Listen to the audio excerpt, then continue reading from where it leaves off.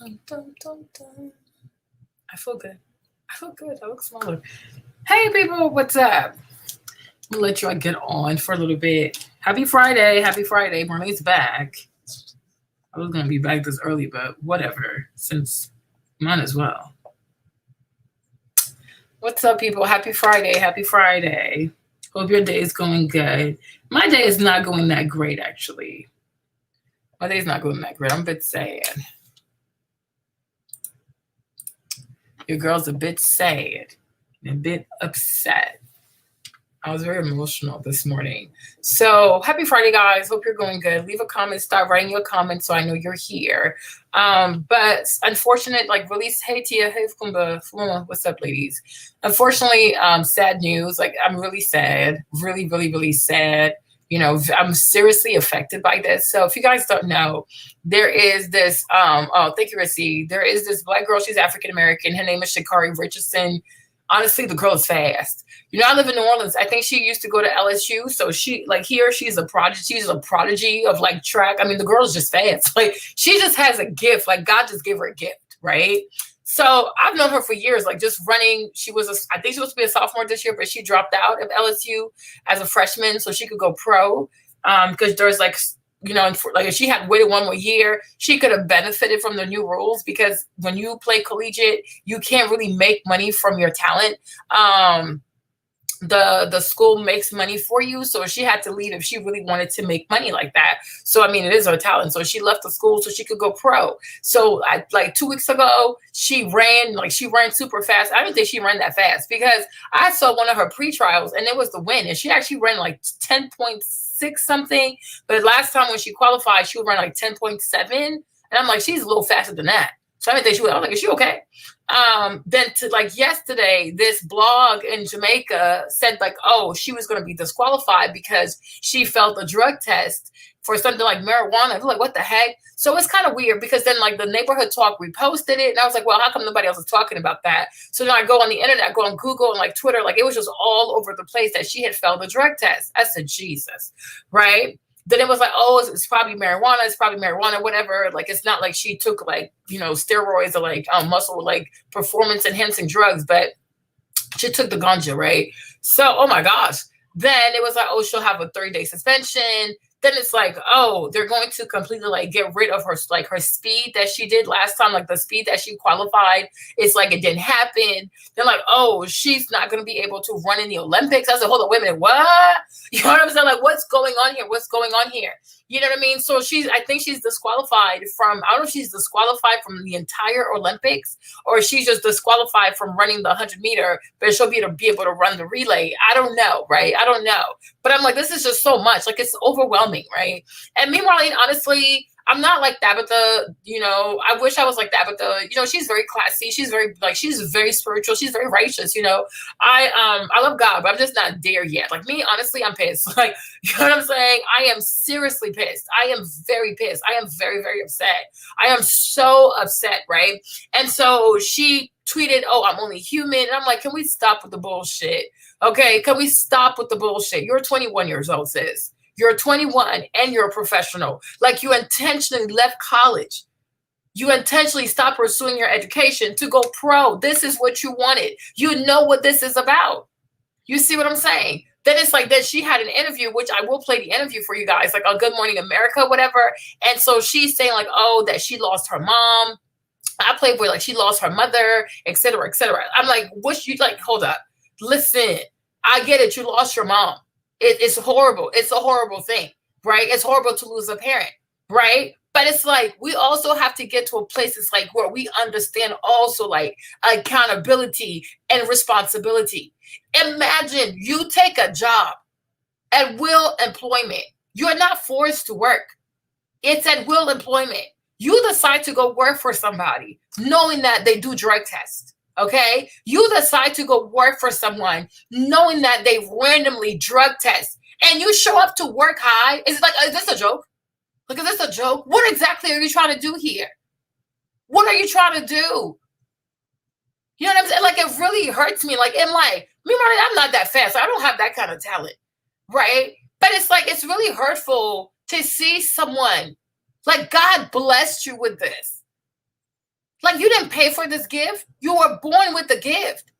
And it's like, you're not being a good steward of your gift. You're mishandling your gift. You are mishandling your anointing because you're in pain. We're all in pain, SHA'CARRI. We're black. We're black. Like, being black in itself is traumatic. We all go through PTSD. Like, every time we wake up, we all have PTSD. We're all black people. We go through hell. And I'm like, this Olympic committee, you know them. Like, you know them. Like, I don't even run. I can't run. I mean, I can run, but I can't run like that. But like, we all know these people, they're racist. You know that. And it's like, you just went and gave these people your whole career on the platter with a bow on it. Like, are you serious right now? There's no way you want to be the next FloJo. Like, you know exactly what FloJo had to go through. Even when she died, y'all know FloJo died in her sleep. She died at 38 years old. Do you know they wanted her dead body to go test her? The Olympic Committee wanted her dead body so they could go random drug test a dead person. Can you imagine it? They would have chopped her up into pieces. And her husband was like, hell no. I'm like, why would you want a dead body for her? Because they hated her so much because she was so fast. She was so beautiful. She was so confident. She was so loud. The lady had a target on her.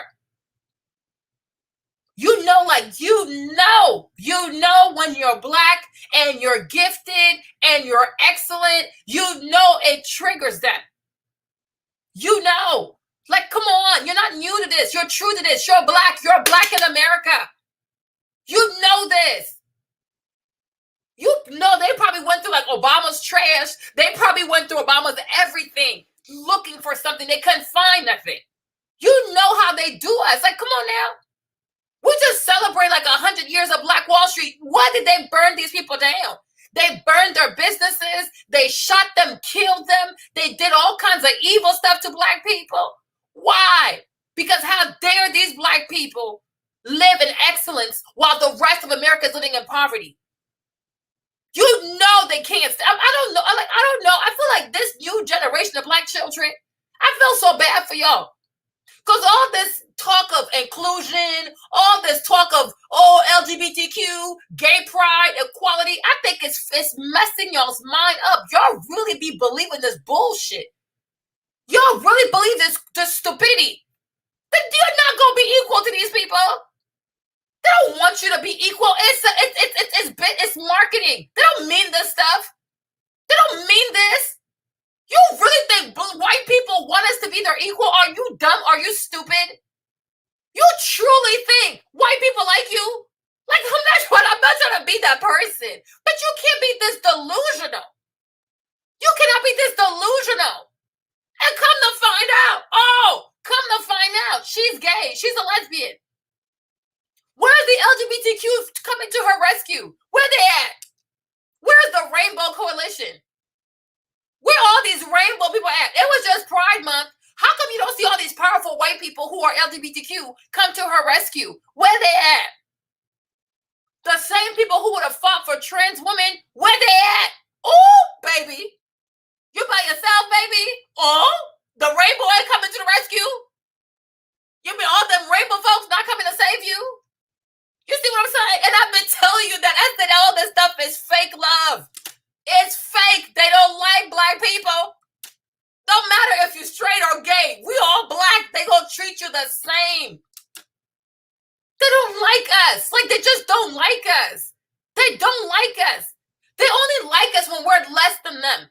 They only like us when we were begging them for crumbs. They like us when we make them feel good about having money, when we make them feel good about being charitable. They like it when we beg. Y'all don't understand that. Like Bill Clinton, he liked black people when he was the president, when he felt like, these little Negroes. But when a Negro won against his wife, the stuff I saw in Bill Clinton's eyes, I said, oh, wow, this man don't like black people. No, they like you from afar. They don't like you when you actually in their space, in their realm, in their offices. What?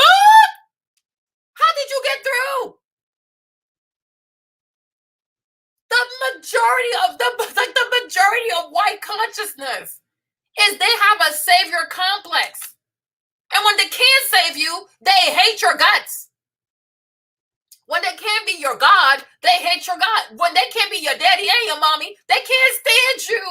Like, come on. All this equality crap they have you people eating, to stop the bullshit. They don't want equality. Like, do you seriously think if white people wanted equality, it could happen just like this? Yes, they can. They don't want to. They don't want to. They don't want to. They don't want to be equal to you. They don't want to be equal to you. They want to be equal to God, not your ass. They don't want to be equal to you. Like, come on, like, let's be serious. No, it's true.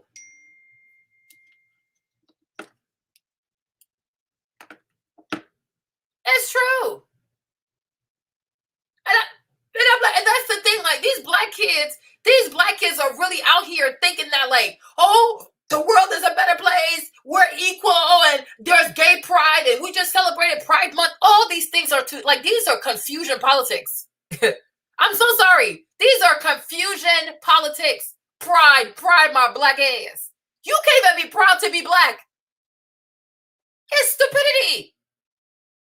Like, I watch a bunch of black people here who have YouTube videos, and they're like, oh, the community. I'm like, what community? You really think you belong over there? They don't like you. Look at you. Look at your background. Look at your videos. Look at your views. They don't like you. If you were white and you were LGBTQ, do you know how big your channel would be? You're not part of their community. They don't want you there. They only want your body because then it's like more people. So it's like, oh, look, there's a lot of people here, but they don't really care for you. Like, when are people going to get that? You're a captive of the plantation. This is a plantation, y'all. You're not free. You have the illusion of freedom, the illusion of equality. That's all they're serving out here for breakfast, lunch, dinner, and break. Like, that's all they're serving. The illusion. All they give black people is the illusion of equality, the illusion of inclusion, the illusion of respect. They don't like us. They don't like us. And you got to accept that. They tolerate us. And we should just tolerate them too. They do not like us. They don't like black people. Like, do you not get this? Do you not get this? They don't like you. You really think when you show up in these people's field or sports or whatever, and you come up with your dreadlocks, you think they like to see that? You come over there with your weave and your colors and your nose piercing and your tattoos and your long nails with these bold colors. You think they like you? You think they even like that people like you get to represent the United States of America abroad? You think they like that stuff? You can't be serious right now. Who is this? You can't be serious. They hate that you wear the colors of the country. They hate the fact that you wear the USA team. They don't want you there. They don't want you to represent them. They don't want you to represent the flag. They don't want you. So they'll do everything in their power to make sure that you're not there. Do you not understand that the whole purpose of white supremacy is to erase you from any positive contribution? That's all they want to do. Erase all kinds of contribution. That's why everything you do, they act like they don't see it, but then they have another white person do it, and then it goes up top. Do you not see it on TikTok? Black people create everything, make no money. White influencers do it, make all the money. Why? It's intentional. They don't want you to be able to say, I was there. They don't want you in history. Like, if these people could erase everything that it was ever black or black made, they would. They don't like black people. They do not like black people. I don't know what else to tell you. They don't like black people. They don't like black people. When someone likes you, you don't have to beg this hard to be included. Like, you are in a country where they have to write laws to tell white people that you're human. Hello? Like, is that normal to you? Is it normal to you that you have to write laws to tell a white person, hey, by the way, you should let somebody's skin color affect you. Oh, by the way, you should not let somebody's gender affect your decision. Oh, by the way, you should let somebody's religion affect you. You think that's normal? Did they have to write special laws to tell white Europeans to embrace other white Europeans? No. But they only write special laws for black people to tell white people to play nice with black people. This is not normal. This is not normal. These people don't want you. They don't want you. They want your contribution, but they don't want to pay you for your contribution. So the best way to make that happen is to pretend that you never did anything. They don't want you in their stores. They don't want you in their neighborhoods. They don't want you in their school, their colleges. They don't want you. And every time you find your way there, when they've done everything above and beyond to make sure someone like you does not show up over here, oh, you know they will go above and beyond to bring you down. Stop believing this equality bullshit. It's not real. These people don't want equality. They want to oppress you. They want you to build their wealth. And it was always that. And it will always be that. And that's why every time you create something, you have no ownership of what you create in America. The majority of black people are always robbed of their intellectual property because you're not allowed to be rich off of your intelligence. No, your intelligence has to serve them to be rich. And that's how it's always going to be. You can try to be nice about it. So you can do whatever you want. It's up to you. But I want you to always be sober. Always be sober. And remember that wherever you go, you are black. It don't matter if you have an education from Harvard. It don't matter if you're LGBTQ. It don't matter if you know the Bible forward and backward. It don't matter if you cross the sideline, the sidewalk, whatever, when the lights come on. It don't matter if you obey the law, don't obey the law. Don't matter. You're black to these people. You will always be black to these people. They will never see past your skin color. They can't help themselves. They cannot help themselves. Because if they could help themselves, we will not be in this situation. They will never see past the color of our skin. I don't care what nobody says. A white person will never see past the color of your skin. And that's why they can look at you dead in the face and say, oh, I don't see color. Trick, you see contrast. You have to know when you're not wanted somewhere. You have to know. You got to read the room. And most importantly, you have to read the rules. Because that's how they're going to get you. And that's how so many black children get got. Because you don't read the rules. Because you think, oh, the world has changed now. Oh, equality. Oh, I can love whoever I want. Yeah, whatever. You're black. You don't get extra privileges. Nobody goes, oh, it's okay. We'll let you slide. Nah. You are living in a country that sent an 11-year-old black boy to die on the electrical chair. You live in a country that murdered an 11-year-old boy who stole a piece of bread. America sent an 11-year-old black boy to be electrocuted because he stole a piece of bread. Oh my gosh.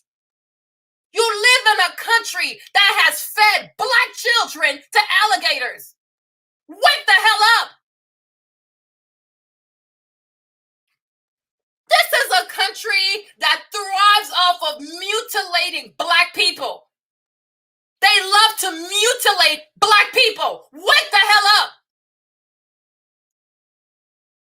They fed black children to alligators and thought it was funny.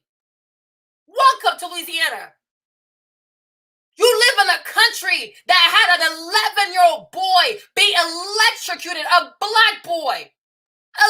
11 years old, electrocuted. This is white people in America for you. With no rectification, no apology, nothing. Because killing black people out here is just another day. It's just another day. Wake the hell up. This country is not a country that has got to be so big and powerful because they believe in human rights and equality and freedom. Freedom of what? Freedom of what? Dr. King had a dream. He expressed his freedom of speech. And what happened to him? They put a bullet in his head. Every black person that has a dream, you end up dead. Pay attention. And nothing changing.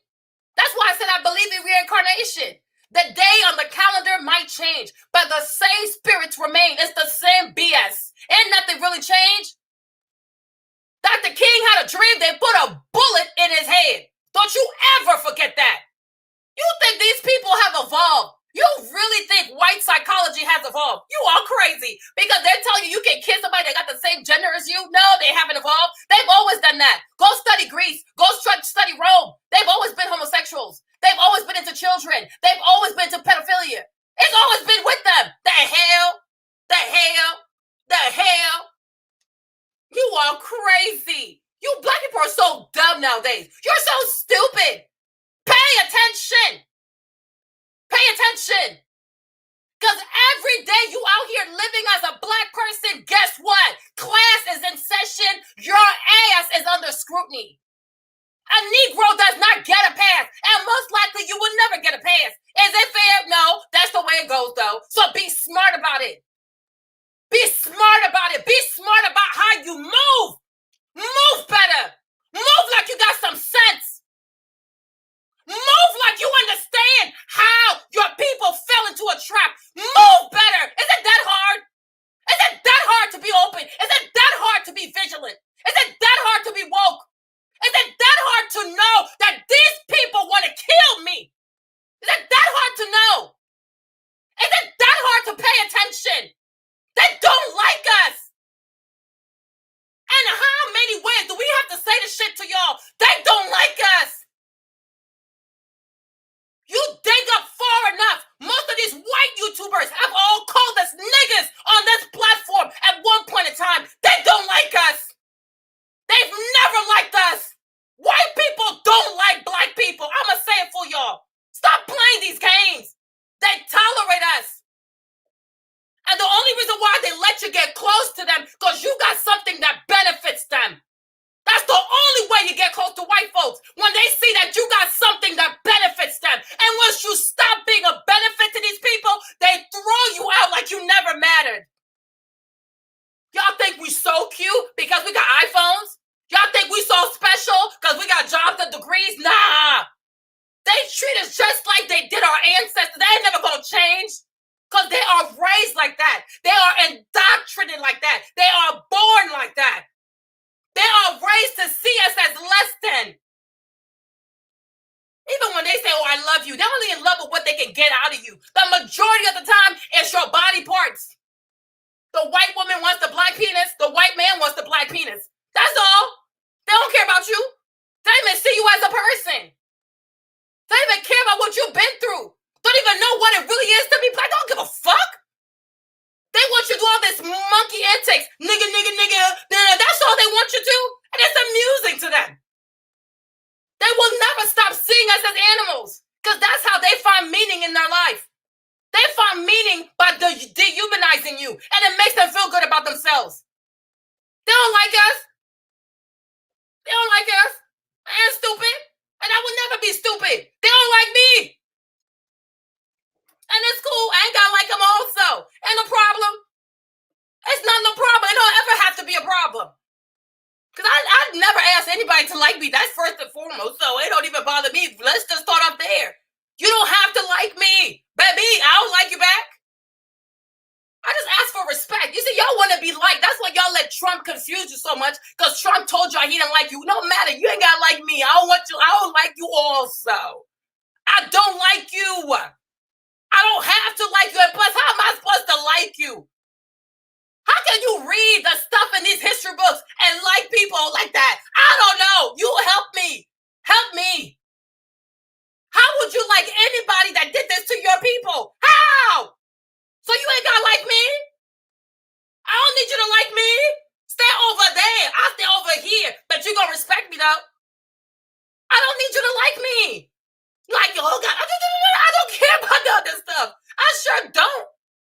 I don't need you to like me. But I need you to respect me. And I need you to take accountability for what you've done. I want you to know, I know it was you. Dream deferred. I know it was you. Generational wealth that was lost. I know it was you. Intellectual property stolen. I know it was you. Where did all my money go? I I know it was you. Everything that went missing, I know it was you. It was you and you and you and you and you and you. It was you. Okay? All right. The fact that people couldn't read and write, it was you. The poverty that you brought on my people, it was you. The hatred that you put between me and my brother, it was you. When the father started to leave the home, it was you. I know it was you. I know it was you. I saw you. It was you. It was you. It was you. It was you. It was you. It was always you. It was you. And that's the thing. And young black people, you are allowing yourselves to be deceived by these people. They are deceiving you. You're not vigilant. You're not paying attention. And that's where my heart, it hurts for her. Because that's like her. She's my baby sis. My youngest sister is 25 years old. SHA'CARRI's a baby. She's born 2000. And like as a big sis, like it hurts me. Like Spinny says, you were not vigilant. Who are these people that walk around you? Who are these so-called friends? How can they let this happen? She is a professional athlete. She's anointed to do what she do, and the anointing was not protected, and that hurts me. Whether weed is legal or not, that ain't my problem. And those people, they have rules. They have rules. You want to be an Olympian, there are rules. You want to be the best of your best. It's not just for you to be the fastest, but you got to be the best in your integrity. You want to be an Olympian. Do you even know what the meaning of being an Olympian is? You want to be one of the gods, one of the greatest that's ever done it. But it's not just about speed. It's about your wisdom. It's about your sharpness, your mentality. It's about your circle. Who do you put around you? Who counsels you? When you are tempted by your own flesh, who pulls you back like, SHA'CARRI, you can't do this? Who lets you drown in your own pain so much that you throw it all away? Oh, Jesus, who are these people? Oh, Jesus. Oh, who are these people? Who are these people? Because you know they're going to think you died, Jesus. Oh, you know they're going to drug test you. You knew you were going to get drug tested. And even, God forbid, if nothing had came up all the way to Tokyo, they would have tested you. After Tokyo, they would have tested you. You're not just a human who runs a little fast, SHA'CARRI. You're not just that. You are a special somebody. You're a special black woman with a very special gift. You don't just run a little fast. I can run a little fast. You're faster than like the majority of the world's population. You cannot mishandle your gift because you're in pain. We're all in pain, SHA'CARRI. We're all in pain. But your pain is not an excuse. Your pain is not an excuse to not answer when destiny called. You knew your destiny was calling. You knew you had a phone call with your destiny. You knew. I would have preferred you stayed home and went to sleep. So at least your name will not be involved in this foolishness. Now, these people will always, this in history, your name would always be attached to, oh, she failed a drug test. Oh, she failed a drug test. Oh, she failed a drug. How are you going to recover from this? Because now they will always test you even harder. You know the game you're part of. You know the black sisterhood of the track sport. It's not you, FloJo. They wanted her dead body to test it. Gail Devers, oh, her. Let's not even talk about it. Jackie Joyner, let's not talk about it. The girl Castanet Sotomayor from South Africa, they went out there to the point they even called the girl a hermaphrodite. A hermaphrodite. Can you imagine? Can you imagine? Somebody calling you that you got two sexes, like you got a penis and a vagina. Can you imagine? They call that girl a hermaphrodite in front of the whole world. Jesus. The Jamaican track team, oh, they get drunk. You know, they Jamaican. So they like black people are excessively policed. I don't know what to tell y'all. Why are we doing this? Serena Williams, oh, her, she sneezes, she gets tested. She rolls around, she gets tested. She says, oh, she gets tested. Like they excessively test them because they don't want you there. And that's the price you pay, is this humiliation. These people, they love humiliating Black people. I don't understand when we're going to get that. Why are you giving these people what they want? That's the part, like, ooh. That's the part that hurts me so much. Like, you gave these demons what they were looking for. You gave them demons what they were looking for. I'm telling you, Jamaica, they get tested and tested. They get extra tested at the airport. Oh, they're Jamaican. They must do the weed. Sometimes they even test your dreadlocks. I mean, it is dehumanizing what the Jamaican track team goes through. And I knew that since I was a kid. Because like I told you, I've always loved track because that's where you saw Black girls, like dark-skinned Black girls, like real Black people. You know what I mean? Like very pretty Black girls. It was always during the Olympics because in the beauty thing, you wouldn't see them. In the movies, you wouldn't see them. I mean, they were nowhere to be seen. But Black girls that look like me, oh, you know they're going to show up. They always ran track. Like, this is where you see real Black girls. So I've always been in this. I'm like, they're excessive. Serena, every outfit she wears is banned. The tutu she wore when she got pregnant, they banned it. The black jumpsuit she had, banned. If she wears something, it's banned. Everything Serena does is a problem. Everything Serena wears is a problem. Everything Serena says is a problem. That's why the young lady Naomi says, you know what, I'm gonna check out. Because it's abusive. It's excessively abusive. You know, I'm not going to go through this. I don't have to go through this. These people, they're crazy because they don't want you there. And that's what Jim Crow is. We're going to write laws, keep writing laws, keep moving the goalposts to the point of exhaustion. And that's what I was telling my brother today. You know what I mean? That's what I was telling my brother today. I said, because he was so against Trump. I said, Kevin, them people, they're all racist. Trump, racist. Trump gonna tell you to your face he don't like you because you're Black. So he's that kind of racist. He's an overt racist. Joe Biden, he's gonna write laws to let you know he's a racist. He's an institutional racist, right? Because one thing I have learned about Democrats, the way that Democrats practice and enforce their racism is through bureaucracy, through paperwork. You know what I'm saying? Like, Democrats ain't gonna say no to you all. Oh, no, anybody can join. Anybody can have a chance, right? But what Democrats will do is create so much paperwork that the paperwork itself will discourage you. So then you can't really say they're racist though, right? You just then turn out the paperwork. But the intention of asking you for so much paperwork, okay, is for what? Is to get you to give up. You want to buy a house, they're going to ask you for so much paperwork. You want to go to college, all this paperwork. You want to enroll your kids to a school, they got all this paperwork. You want to move a deed, all this paperwork. But they'll lock your ass up over a lie. They will lock your ass up with no DNA evidence. You see, when it comes to snatching your freedom away, these people, in the words of T.I., are expedient. They are very, very expedient. You know what I mean? They are very expedient. When it comes to take away your freedom, oh, baby, anybody can lie on you. You gonna be like, you in prison. There's no paperwork. So they can keep you at Rikers Island for 3-4 years. And no paperwork, B. You're in there because somebody said you were in there. Like, what?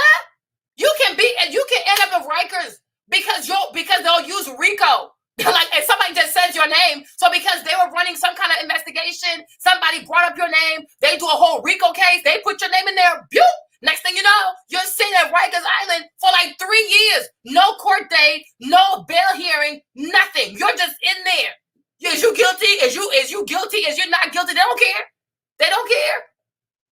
When it comes to snatching your freedom like this, you're going to go tell these people, oh, you want to buy a house. The paperwork, it never ends. It never ends. It's like paperwork, proof of employment, paychecks, paycheck stub. Where have you worked the last 5 years? Send 5 years of he said, how do you know? How do I know what?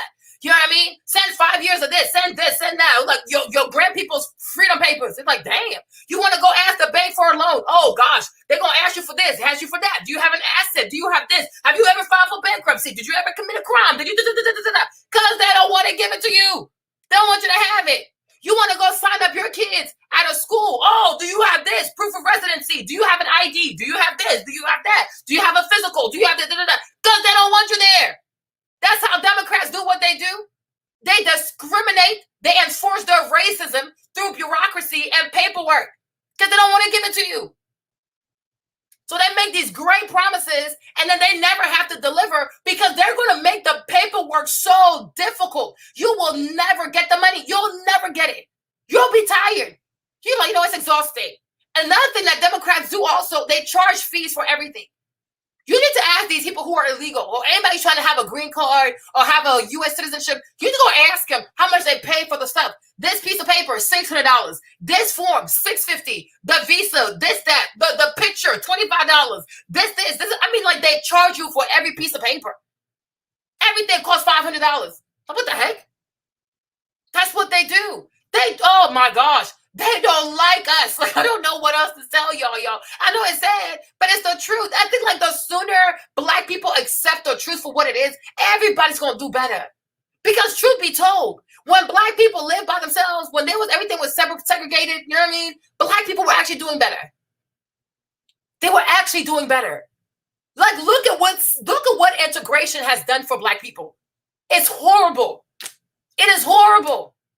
Where are these Black families? Nowhere. Where are healthy Black children? It's hard to find.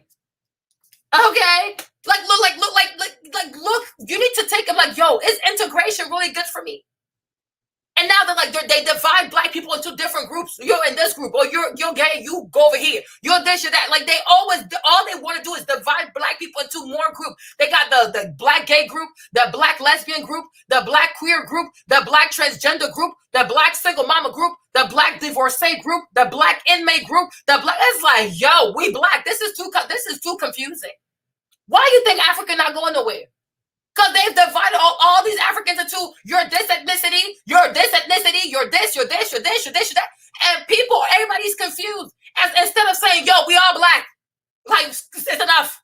It's enough. We're all Black. Does it matter? Look at all this, like even the stuff like Michael B. Jordan trying to use a term from like Trinidad, right? Look how divisive and disgusting it got. But the reality is we all Black. Whether you are Black African American, you're Black West Indian, these people probably came here on the same ship. It just made a stop at two different points. But African Americans, West Indian, y'all were enslaved. Does it really matter where you were enslaved? Does it matter if you were enslaved in the continental U.S. or if you were enslaved in the West Indies? And instead of being upset at the person who enslaved you and made you speak French, that's not even your language. You're upset at your other brother who's also a descendant of slavery. Like this, make it make sense. But this is what they do. And we always fall to that. Oh, I'm this group. No, we Black. We're all Black, period. Because a collective psyche from Black people is something that they fear. We're all Black. Does it matter? Does it matter if he's African American or if he's Western? Does it really matter? At the end of the day, it's the tragedy that should upset everyone. How the hell do you kidnap people from Africa and you enslave them like this? No, we're not going to be mad at the people who enslaved us. We're mad at each other because, oh, you took from my culture. What? There's nothing to be. This is slavery. This is slavery. This is all slavery. This is all slavery. It's horrible. But you're not mad at the person who stole you from Africa. No, you're mad over a French word. You're fighting your African-American brother over a French word. You're starting diaspora wars over a French word. But yeah, you from Africa. And it's not even a good day to begin with, to be honest. Because we always fall prey to the foolishness. Oh, I'm in this group. I'm in that group. No, you Black. You Blackity Black. You Black. That's your group. That is forever your group. You're a Black person. Because you think if the collective doesn't have rights, you'll go in a separate group and you'll be treated better over there. You're crazy. You're crazy. And I wonder how many Black people one day are going to divest the LGBTQ because their eyes will open up also. They don't like you over there also. It's atrocious out there. The amount of trafficking, the abuse, the molestation, the rapes that go on, the sexual assault that are perpetrated against Black people in the LGBTQ+, yeah, I will talk about it. Because they abuse Black people everywhere. Like, seriously, not trying to be funny. We're all we got. And we got to stop always trying to, like, put ourselves in different groups. We're all we got. We're black, period. You're black. That's it. I'm just black. I'm blackity black. We're black. We're black. And that's like, and you gotta move according to that. You're black. And it's an even bigger of a responsibility when you're black and you're gifted. That's what I was saying yesterday. There is divinity in you. You gotta stop eating from the devil's table. You're set apart. Why are you afraid of being great? Why are you afraid of your greatness? Why are you afraid that, yes, sometimes when you're really good, when you're really dope, when you're really awesome, yeah, you can't hang out with all your friends no more. It's not your fault. It's not a curse.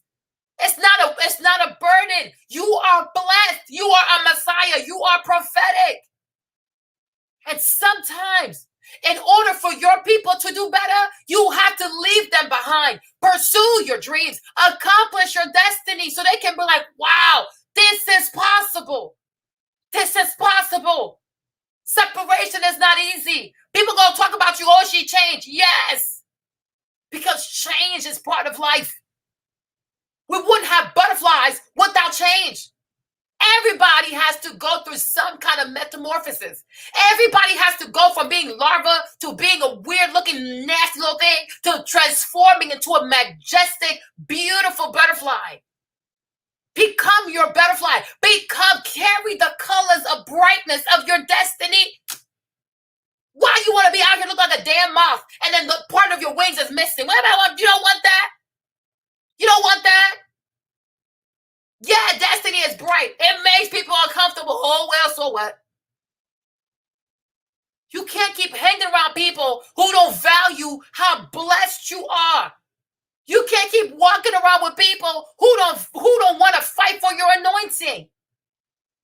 You can't be friends with people who are not protective of your gift.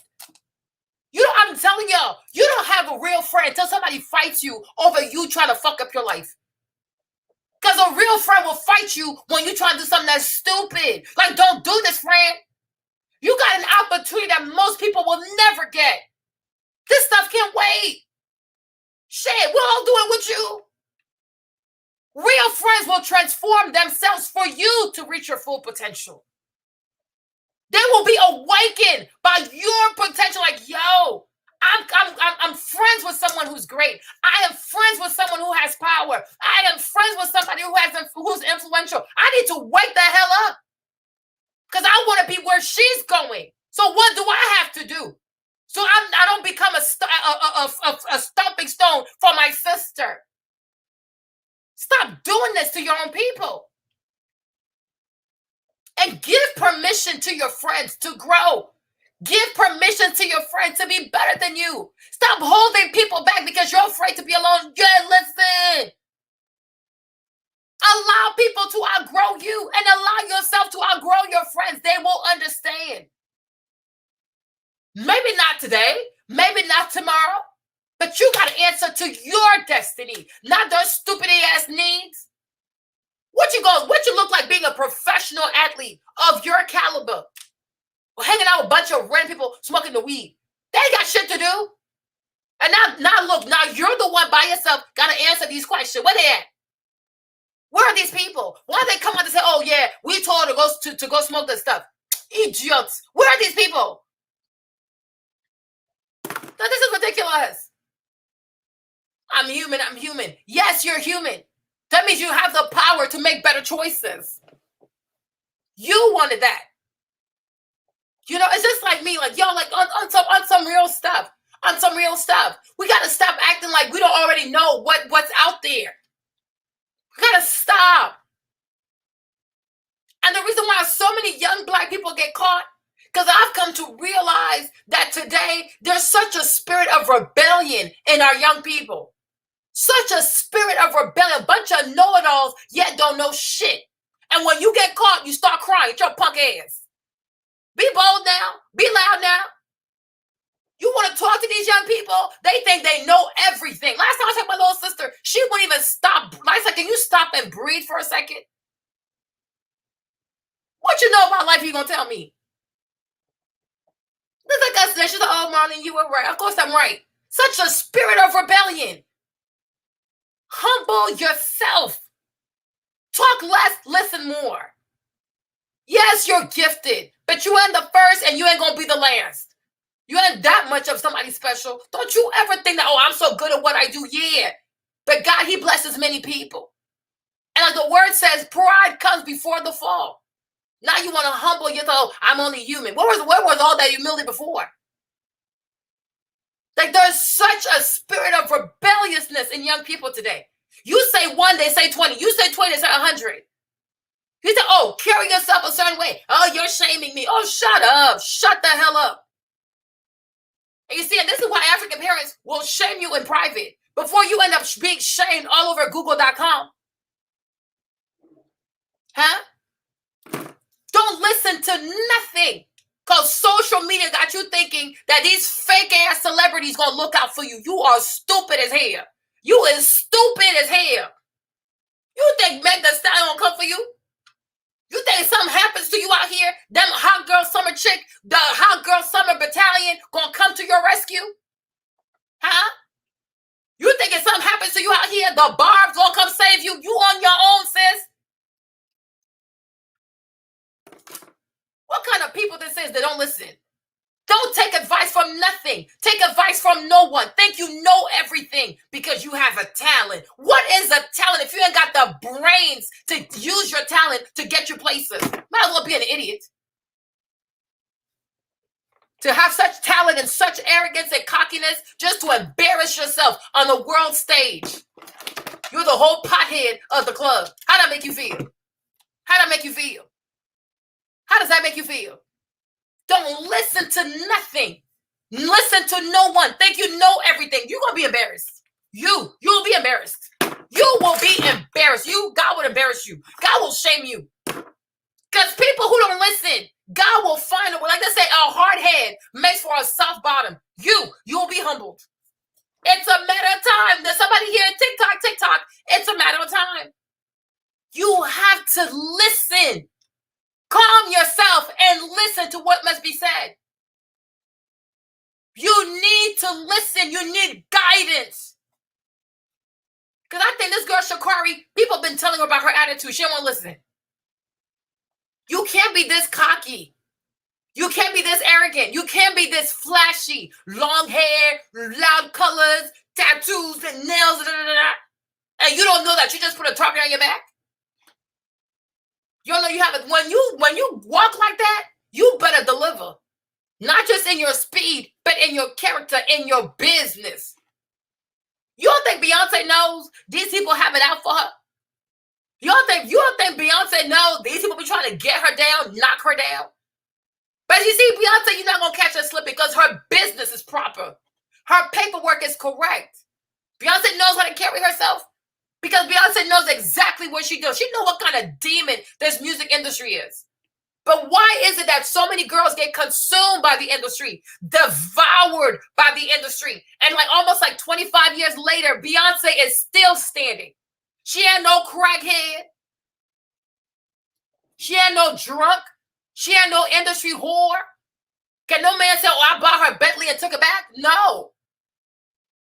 Because Beyonce, she about her business.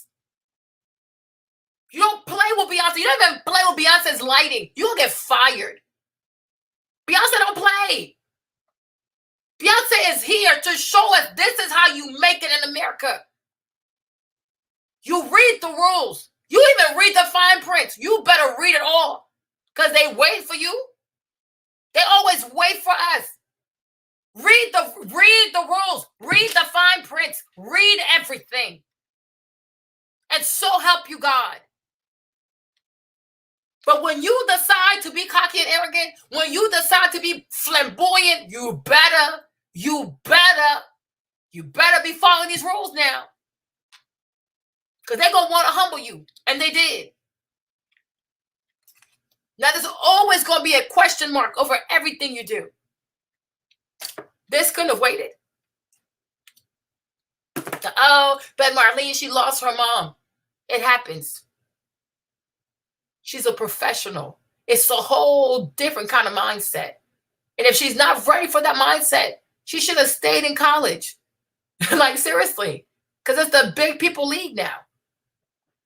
If you're not mature enough, stay around with them little kids. But my thing is, there's a 13-year-old girl who's swimming out there too. She's 13 years old. And she qualified for the Olympics. She's 13. So miss me with that. Oh, she's a kid. She had a kid. She's 21. She having sex. She grown. She grown. You grown. You have sex.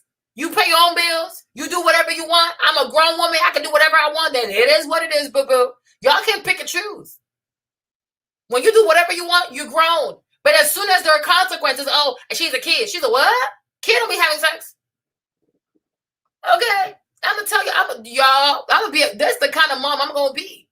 If you having sex in my household, if you sexually active and you pay your own bills, you got your own money, you grown. And you made a willing decision to go professional. You dropped out so you could be a pro, then be professional. Handle your business. Handle your business. And that's why so many Black businesses struggle too, because people don't want to be professional. Y'all love to show your stock. You love to lay on your boxes. You love to show how much money you made, but you don't deliver shit. You don't communicate with people. People ask you questions, you block them. You cuss people out. Baby, did nobody ask you to be an entrepreneur? Did nobody ask you that? This life ain't easy. You can't, this whole running around being a victim, it don't work for nobody. Don't nobody care. We grown folks. Something happens, you must still deliver. Like I saw this other person too. He does hair. He does hair on Instagram. Huh? Them Instagram hair people. He's like, oh, if I was supposed to do your hair today, a post. He gonna make a post on Instagram. Why don't you call your customers? Why don't you call your clients? Oh, if you have an appointment with me today, I'm not gonna be able to do your hair because I lost my uncle. I'm sorry you lost your uncle, but when you gonna reschedule? Oh, please respect my time. Bitch, you took my deposit, ho. I told you I'm not Tabitha. You taking people's deposit. You took people's money. People took out their hair. They probably took a whole day off from work. They're not getting paid today because they was hoping to get their hair done. Now, I'm sorry your uncle's dead. You know what I mean? I'm sorry for what you're going through, but business must be taken care of. So are you going to call one of your little friends to see if he can squeeze me in? You going to give back my deposit? You going to give me a little gift? What is you going to do for me? Because you inconvenience me. You inconvenience me, and that's a fact. Yeah, you be going through stuff, but whatever you're going through is still an inconvenience for another person. So you got to call your customer and say sorry. You don't make a post on Instagram. That shit disrespectful. Sorry, I'm not Tabitha. I'm going to work on it, though. I'm going to work on being better. I promise. I really like the way she does her stuff. It's really beautiful. You know what I mean? But, she's older, too, though. But I'm really going to work on my delivery. I really am. I promise you. I mean, I'm going to cuss less. I really want to do that, But I really want you to see, it's still an inconvenience. Because they probably took off from work. They probably booked their flights. They probably booked hotels. So my thing is, you should definitely go to your uncle's funeral, right? But you should also call them, text them like, hey, sis, I'm sorry. This is what happened. Da, da, da. And then this is what I plan to do with your deposit. Do you want to keep your appointment? Do you want to reschedule the appointment? Or do you want to, what would you like to do, right? Or this is what I'm going to do for you, da, da, da. What are you giving the people for you having inconvenienced the people? Because you have inconvenienced the people. Or are you can you call one of your other friends to see if, can you take my client? Can you do this with my client, right? See who can wait and see who cannot wait. And make sure that you offer a solution so at least she gets her hair done. But it's not fair, I lost my mommy. I lost my uncle, so, fuck y'all. Y'all can just do whatever. It don't work like that. It don't work like that. Don't work like that. You are a professional. And when you run on the team like that, when you run for the USA, when you qualify for the Olympic, you are part of the team. So it's not just you. So you doing this ganja business, it reflects bad on everybody else. Now you're going to make everybody else be drug tested more because here's what you brought to the team. That's the problem. One bad apple ruins the whole lot. And maybe because you qualified, they plan to put you in the relay. So now you're not coming. They got to go find another person. This is real. It's business. This is real. Just like me, we had a delay with our stuff. My products still haven't shipped, right? They haven't shipped.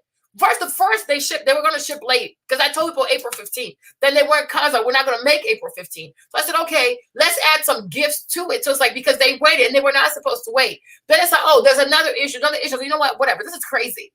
This is too much. So what I did was I sent people the gifts separately. It was an extra charge. I'm like, oh my gosh, right? But I sent a special beauty box because we're late. And then I wrote a note to all these people. Can you imagine? Jesus, right? But that's what you do. Because these people, they trusted me. The pallet is $109. Like, it's a lot of money. Some people even bought 2 pallets, right? It's like almost like 2 months they haven't received anything. I'm like, yo, I have to send them something. You know what I mean? Oh, and people are like, oh, you didn't have to do that, Marlene. It's okay. I could have waited. Yeah, sure, you could have waited. But even for me, it didn't feel right. Because that's not the experience I was going. Like, it's still business. Like, people have been inconvenienced. And that is a fact of life.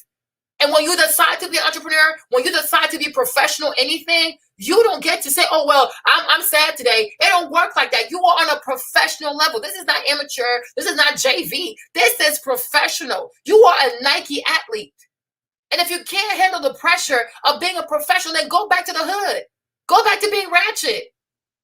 Anybody asking you to live up to the standard, if you can't do it, it's okay. I'd rather you don't even try than to try this and then to add all this to your name. Ain't no need for that. Nobody's forcing you to do anything. But when you decide and you make a decision as an adult to do something, then you got to step up because you made the decision. Nobody pressured you to do this. No one pressured you to go for the Olympics. No one pressured you to join the USA team. So if you're not going to be serious about it, understand that you're taking the opportunity away from another person who would have been so serious about it. And it's like, she's not understanding this. She's like, oh, if you don't agree, you're a hater and all that hate. I'm like, yo, stop, SHA'CARRI. Nobody here is a hater. People are asking you to grow up. No one is a hater. People say they're disappointed in you. Does not make them haters. They're disappointed. And you're reckless. Because someone else could have had that opportunity. They would have been so grateful. You were cocky with it. You were cocky for something that is God-given. That honestly, you didn't have to work for. You're built that way. You were cocky with it. So you felt like the rules didn't apply to you. It's not because your mom died that you smoke a joint. What that going to do? Bring her back? You know what I'm saying? No, that's what you do. You've always done shit like this because you're very cocky. You're very arrogant. You smoked joints before and got away with it. That's why you felt like you could do that shit again. Because you've done it before. Who do you think you're fooling, kid? Well, I'm 36 years old. Go sit down somewhere with this bullshit. You can root for her, Derek, and you should always root for her. But rooting for people does not mean we don't hold them accountable. Gotta stop the bullshit. Gotta stop the bullshit. Because a lot of black people are out here harming other black people because they're full of excuses. And that's not okay. Because today, she also devastated her team members. You know what I'm saying? She affected her team members. Because now, how they going to do the relay stuff? How they going to do this and that? Like, now they're going to have to, like, even the coaches. She affected them too. Like, it affects a lot of people. So it would have been better that she would have been, no, she did not accept and apologize. What else did she have? Did she even have a choice but to apologize? Did she have a choice? She got caught. This like when you catch somebody, oh, I'm sorry. Yeah, you're sorry because you got caught. You're not sorry because you meant it. Because to call people haters, I listened to her Good Morning interview. That's not an apology. Calling people who are not happy with you haters and say, oh, if you decide to leave me right now, it shows your character. You cannot talk about anybody's character when you intentionally broke the rules at a professional level. You don't get to talk about character because you have none. Because the moment you knew you had a substance in you, character would have told you, pull out, let somebody who's clean run. But you took something away from other people. You don't get to talk about character. That's not apologizing. When you really apologize and you mean your shit, you focus on your shit, what you did and how you could have done better and how moving forward you're going to do better. And then you apologize to people that you hurt. Your coaches, your team member, Nike, all these people. Your grandma, all these people. Because this is willful stupidity. Yeah. But what, she don't have a choice. What she going to do? It's not her business. It's not her family business. They don't own the company. She has to abide by the stuff. She has to apologize. She has to. It's like somebody said, "Oh, I'm sorry because I killed." Just like Derek Chauvin. Derek Chauvin got up there and said sorry to George Floyd's family. "Oh, I'm sorry, I killed your kid." Okay, because he had to, because he wants to file an appeal. Everybody who gets caught says they're sorry. Okay, and that's not what you do. She said she was saying how her girlfriend told her to wear an orange wig, but no one told her not to smoke the weed. Exactly. Gotta stop doing that. We're not doing ourselves any favors as Black people when we placate stupidity. Oh, it's okay. Oh, it's fine. Oh, you lost your mom. Okay, what about next time if she loses her dog? Then what? And what about then she's gonna lose her girlfriend? Should she also do coke? Would you also? Oh, she got coke. Oh, I lost my girlfriend, so I want to, and then I smoked the pipe. Would you also excuse that too? At what point do we say to people like you gotta have a standard for yourself? You know what I mean? These kids so damn fragile. So because like this, you're gonna go smoke the weed? You are playing at a professional level. Even now, when they go to Tokyo, I don't even think there's gonna be people out there because of COVID. It's like crazy, right? But it's like people can't even chant for you. So you're gonna have to self-motivate because it's gonna be a very different kind of game. The Olympic Games in Tokyo are gonna be super different. You guys, these people are professional athletes. They're not like the rest of us here. Like I know I'm a bum. So, you know what I'm saying? These people they're supposed to be very strict on themselves. That's why we look up to them. That's why they wear the flag of the country. That's why they get these Nike deals. They're not like the rest of us. It's a whole new mindset. That's why they are celebrated because they're almost like superhuman. You can extend grace, no problem. Extend her grace. Did she kill somebody? No, she didn't kill nobody. Did she commit murder? No. Extend grace. Extend her love. Extend prayers to her. You know what I mean? She needs it. Who don't need it? But my thing is, though, we need to hold our young people accountable. We need to hold ourselves accountable. We need to hold each other accountable. And it does not mean that someone does not love you, doesn't want to give you grace, does not want to pray for you. No, she didn't kill no one. But the issue is, though, it kind of gets old. Black people with excuses, it gets old. Operating in a victim mindset, it gets old. We're all victimized out here. But my point is, Derek, when you sign a contract, when you take on a job with an employer, you know, does drug testing, okay? If you go work for somebody and you know they tell you we randomly drug test, Derek, and you choose to work for them people, and you show up one day, hi, Derek, I'm sorry, I love you, but you're dumb. Okay? Because if you knew that your love for the Mary Jane was that strong, you should never work for a company that does the drug testing, that randomly drug tests. And when you go on the glass door, they be like, oh, they randomly drug test, Like, you know, these people randomly drug test. You take a job with them because you like the money, you like the benefit. Okay, so give up the weed. It's that simple. You know what I mean? Like, she knows. We all know the Olympics. We know how serious they are about drug testing. We know how they overly drug test Black people. We know how they have an issue with Black people. We know this. We all grew up in this. No, can nobody sit here and say, oh, we forgot what happened to Marion Jones? She even went to prison over drug testing. Like, come on. Marion Jones went to prison. They did this whole humiliation tour. They embarrassed her left and right. They took away all of her medals. Then they sent her ass to prison. So she should have kept on lying anyways, if you ask me. Don't confess to shit. You know what I mean? We know. We saw what happened to Marion Jones. We were all there. We were all alive when this happened. So she knows. These people will have you locked up over their stupid ass drug test.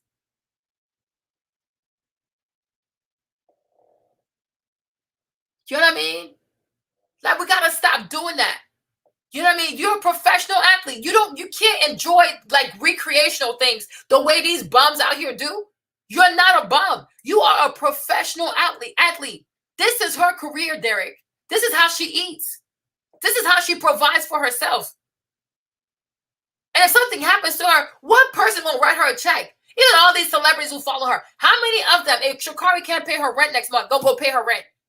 And how many of them would actually even do it for like 2 years? They'll do it one time to get low social media clout off of her. Anybody out here coming to take care of you?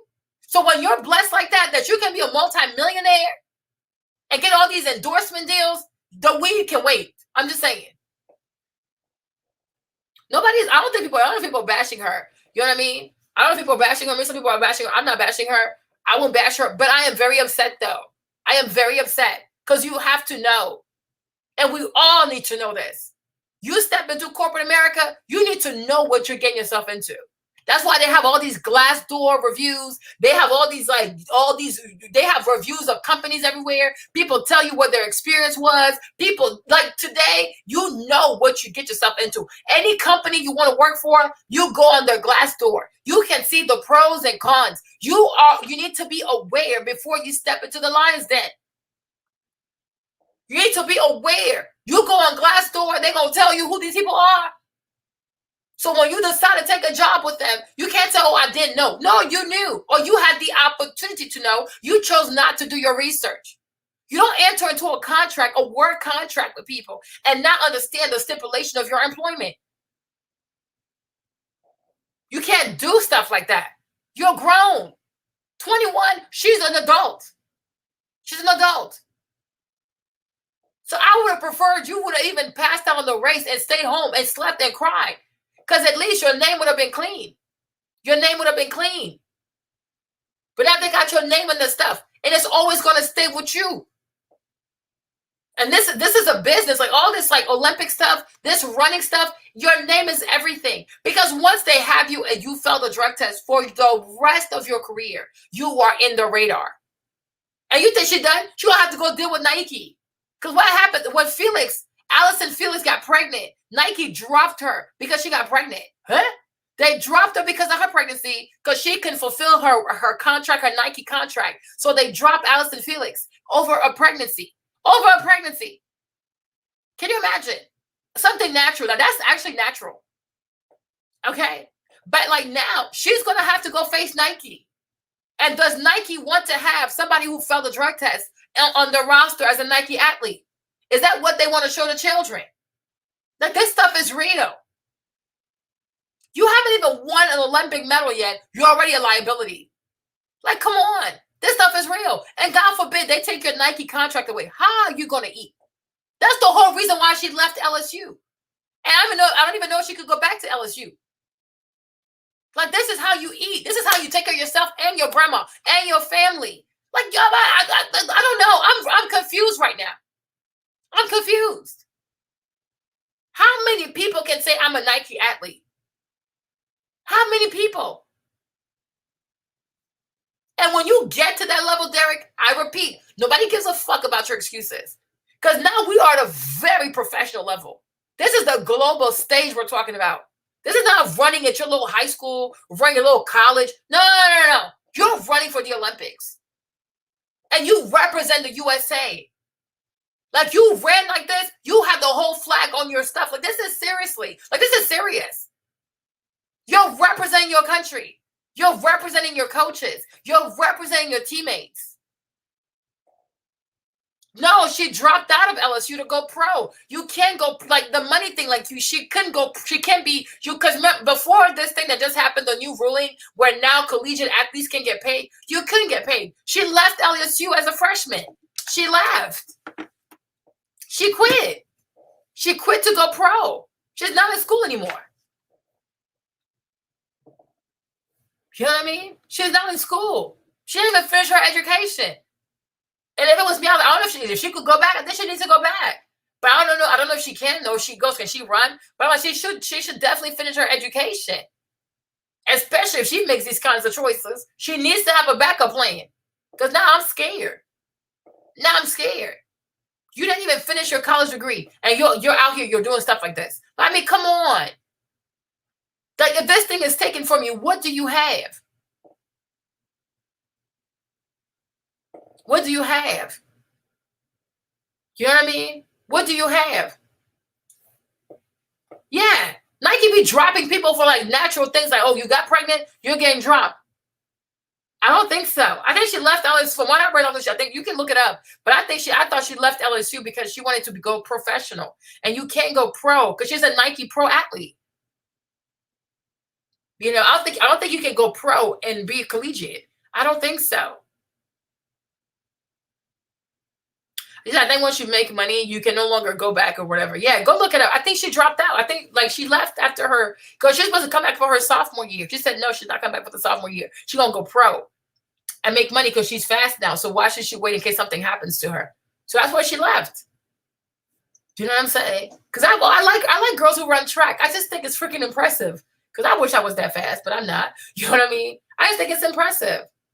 Like if you go on my page, like Fit by Lena, like the majority of my people that I post, they're all track stars, like Yale Devers, FloJo, whatever. Like I just love black women who run track. I just think they're so sexy to me. Like they're just so beautiful, and their tummies be flat. I just think it's gorgeous. They're so beautiful to me. You know what I mean? But that's the thing to me is like when you show up like that, like where you're gonna be loud and flamboyant and have all these crazy colors and have the tattoo and be arrogant and cocky, whatever you think you're doing. Yeah, you need to be as straight as a bamboo stick, straight as a narrow line. Like you need to be straight because they can't stand that. Like Dennis Rodman had the same issue. You know, the NBA didn't like Dennis Rodman. They didn't like him. They couldn't stand his ass. You know what I mean? They couldn't stand Allen Iverson because of his hair. They don't like it. They don't like it. They don't like black people who don't conform. You know what I mean? They don't like black people who don't conform. When you don't conform with these people, they're going to put a whole target on your back. Yeah, you need to be straight. Oh, yes, you do. That's why, like, when I got my eyeshadows, like, some of the shadows were not well made. I was like, oh, God, I can't stand that. You know what I mean? Because you know there are people who want you to fail for that. There are people who want you to fail. People don't want you to succeed. Like, oh, you're black. Like, so you're black. It's your first eyeshadow palette. You're charging $100. Like, who do you think you are? Like, there's so many people who want you to fail. I know that shit. I know that stuff. I know it. There are people who want to see you fail. Like, oh, see, they're not even good. There are people who will buy the eyeshadow palette just to say, oh, you see this? It's not good. The payoff is not great. I know this shit. That's why I'm like, nope, I'm not releasing it. I'm not releasing it until every single eyeshadow is bomb. Because I know the heart of men is desperately wicked. I know people is wicked.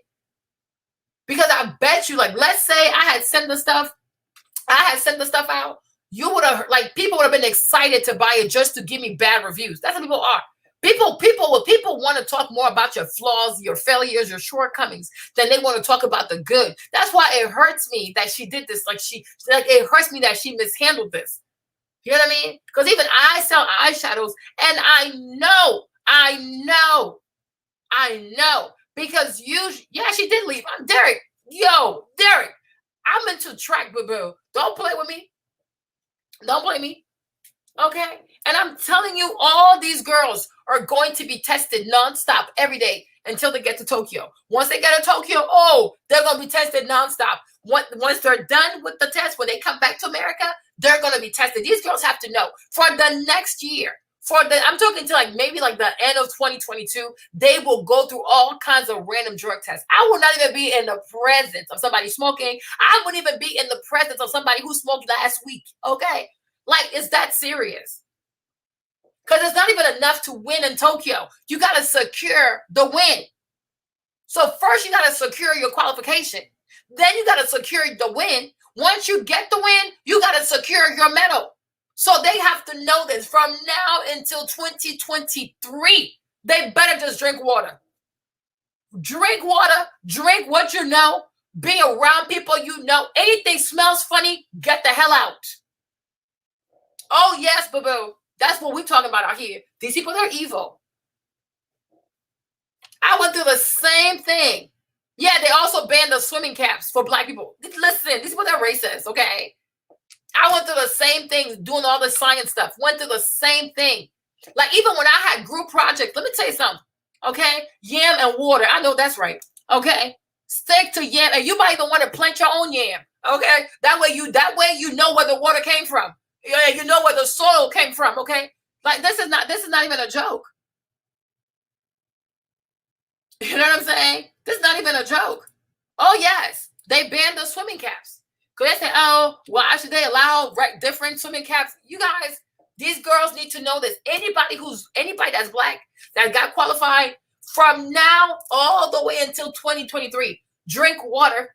Like sis said, eat your yam and your vegetables and go about your business. Don't eat nothing you don't know. Don't eat no chicken you don't know about, okay? Don't eat nobody's meat you don't know. Don't drink nobody's wine. Don't drink nobody's nothing. That's the thing about, you know what I mean? And that's the thing about being a professional. You are severely strict on yourself. Like when you look at Beyonce, I tell y'all all the time, y'all want to listen to me? I said Beyonce is a professional athlete. This mindset, like the homecoming special, the lady she had 2 kids. She had preeclampsia. She had a C-section, but she knew she had Coachella. She went vegan, worked out twice a day. Boom, boom, boom, boom, boom, boom, boom, boom. Beyonce, she's like a robot because she's a professional. That's why Sierra does not have a career. That's why Kelly don't have a career. That's why the majority of these black girls can't touch her. That's why the majority of people can't touch Beyonce. Because Beyonce, like her mindset, she's a savage. Nothing stands in the way of what Beyonce wants. You understand this part? Do you not get this part? This girl is like, she's not normal. Beyonce is hard on herself. The way you have to be when you are a professional and you are a professional athlete. The way Beyonce runs and she dances, whatever, that's cardio. Do you know how hard it is to dance and to keep your voice? And this is cardio.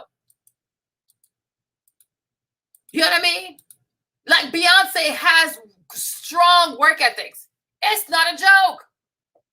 And that's what you like professional athletes, they know this. Since they've been doing this to little kids, they know that she's not new to this, she's true to this. She knows when you are a professional athlete, the bar is so much higher for you because you're trying to become an Olympian. You want to be amongst the God. You don't get to act like a human. You don't have excuses out there. No, this is not juvie freshman. This is not your little Pee-wee league. When you want to be amongst the greats, you have to act like one. Have you ever seen bodybuilders? They measure their food. It's like, what the heck? Because that's the sport. They're obsessed with it. They measure their food. They measure their water. They measure their eggs. They measure the meat. It's like, well, this is too much. But that's why you're not where you're supposed to be also. You know what I mean? You have to be meticulous. That's how you become better than most people. Because most people are lazy. They're not going to go the extra mile. That's why most people are not rich. You know what I mean? Like the thing Sierra. See, Sierra is an amazing dancer. Sierra is an amazing entertainer. But no offense, Sierra's lazy. She's lazy. Sierra's not consistent. She meets a man, she gets distracted. Every time she's in love, her career takes a back seat. Beyonce don't let them kids come between her and her business. She'll have Beyonce. Y'all see Jay-Z be carrying them kids? She don't care. Beyonce will get pregnant and get to work. Hello. Oh, lead me softly. Okay. She ain't got time for them little kids. You'll see Jay-Z holding the kids. It ain't her problem. And now Blue is old enough to walk. So you better keep up with your mom. You better keep up. Beyonce ain't got time for this foolishness. What is this? Oh, I just had preeclampsia. I had a C-section. I had 2 kids. No. Beyonce had that Coachella thing on her mood board. This girl, she's not normal. She's a witch. She's not normal. She had that Coachella. There's a video. You guys, there's a video of Beyonce at Coachella. She was a regular person. Nobody even knew who she was. Nobody even knew she was going to be this big one day, right? She was in the audience like a regular person. You know what I mean? I'm telling you, Marlene, I know Beyonce. I have a whole Beyonce journal. You want to see it? Hold on. Is it here somewhere? Hold on. Is it this one? Yep. I have a whole Beyonce journal. When I tell you I write to Beyonce, y'all don't understand. Listen, I have a whole Beyonce journal, y'all. Do you know I write to Beyonce? Do you see this? Where is it? Hold on. Do you know I write to Beyonce? Hold on, you probably can't see it because I got Do you know I have a whole Beyonce journal? Do you know the whole time I was making the B palette? Where's this thing going? Okay, don't try to read my stuff now. But the whole time I was making the B palette, you know I was writing to Beyonce. Baby, I said, Beyonce, give me straight sis because I can't do it. Do you know? I have a whole Beyonce journal. Yes, I be writing to Beyonce, y'all. I don't know. She probably reading in spirit. Hey, Miss Carter. Yes, honey. I write to Beyonce every day. Oh, yes. Look at this one. Oh, I took my time with this one right here. I sure did. Oh, yes, I sure did. Okay. Yes, honey. I have a whole Beyonce journal. Oh, yes. I talk to her every day. I want to be like Beyonce. Oh, yes, mama. I'm going to be like Beyonce. Oh, yes. Oh, Giselle No Carter. Why would you try her? Oh, yes. Oh, yes. Oh, yes, Miss Carter. Oh, yes, yes, yes. Yes, I have a whole Beyonce journal. Oh, yes, I write to her. I write letters to her. You see, they're all dated and stuff. I think I'm crazy. I be writing to her. This one was cute, huh? Yeah, this was really cute. Mm-hmm. Oh, yes. Oh, yes. I gotta get more pictures made. Mm-hmm. But I sure do talk to Beyonce. Yeah. And then right here, what did I say? I said I have decided. This is, you see this, what did I say, August 24th, 2020? You see, that's why I started working on the B palette.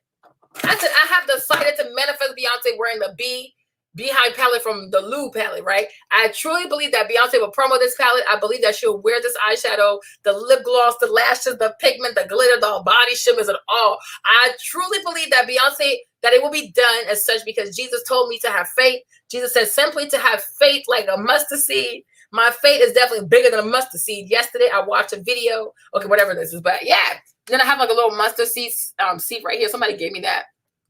You know what I mean? So I put it right there. Oh, I love Beyonce. Oh, you didn't know? Girl, y'all play too much. I have a whole notebook for Nigeria. Nigeria has its own notebook. Oh, yes, honey.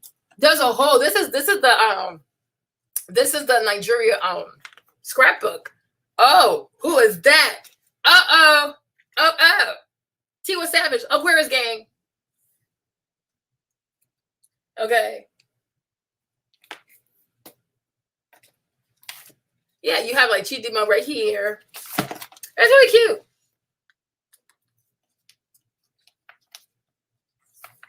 I got this little Edo Queen right here. Look at that. I put the little Kim Kardashian right there real quick. Mm-hmm.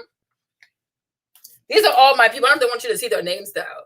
But these are people who bought the people who placed the pre-orders. Their names are here. And I pray for my people right here. Mm-hmm. I put Yemi Alade right here, you know. These are all my people. These are my pre-order people. They're very special to me, chat. What's here? Look at this one. Nigeria. You ain't ready for me? Okay. Look at that. So cute. See my cute right here. I have so many of them. Look at this one. You got this. Strive for progress, not perfection. Mm-hmm. And these cute. I love doing this. They make me really happy. Yeah, and that's the one I manifested Tiwa Savage. Look at this one. Girl. Mm-hmm. Yes. You said we're going to go back to SHA'CARRI. Why? You know, it's true. Like, I mean,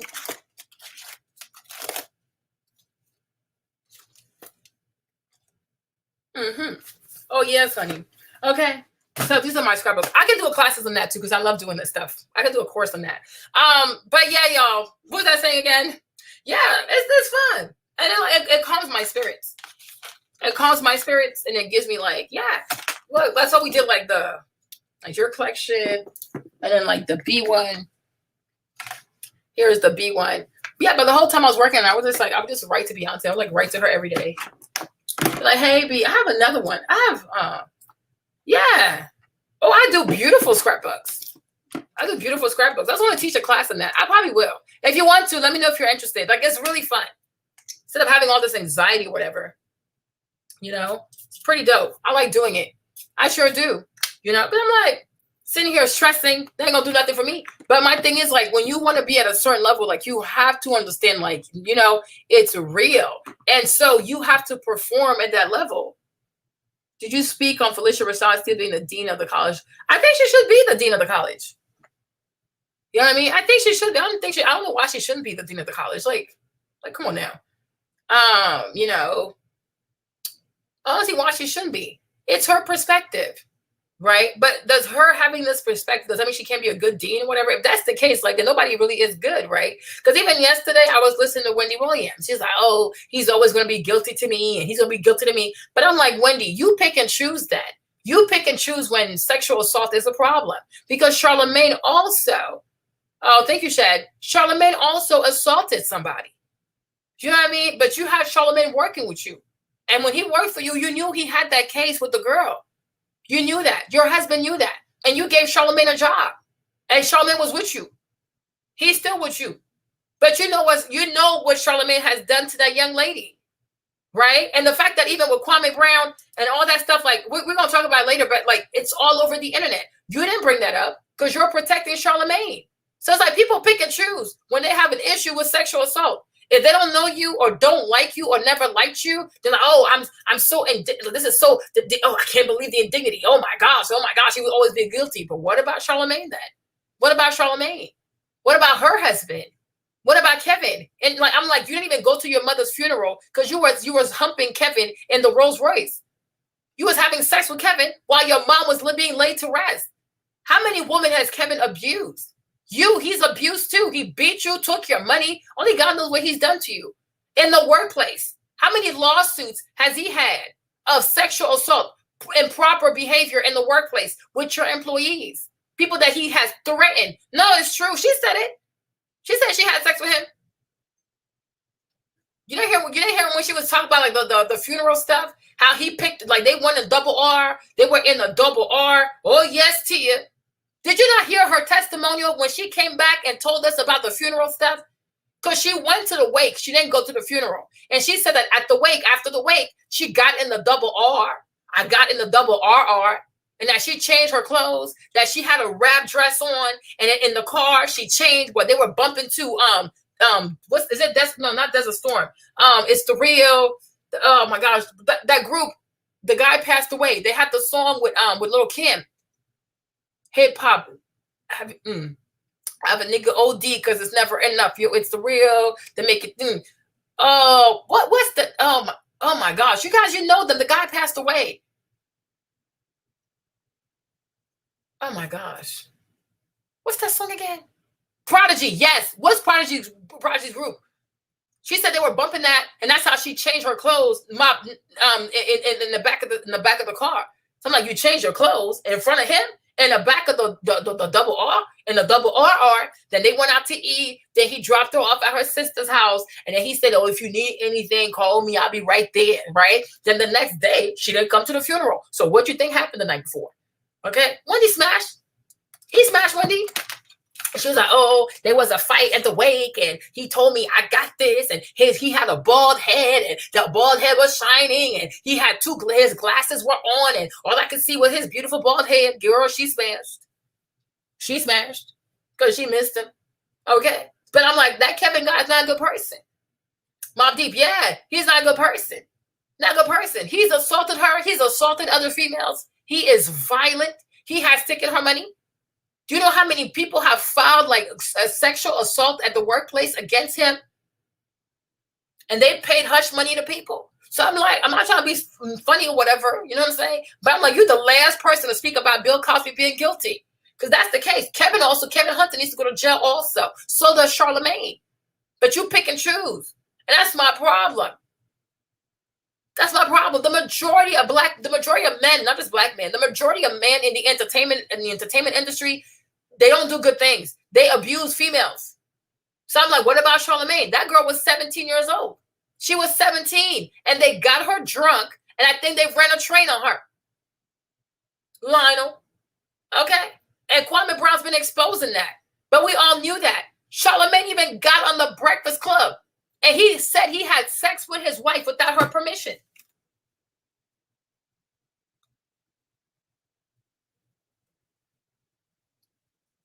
You know what I'm saying?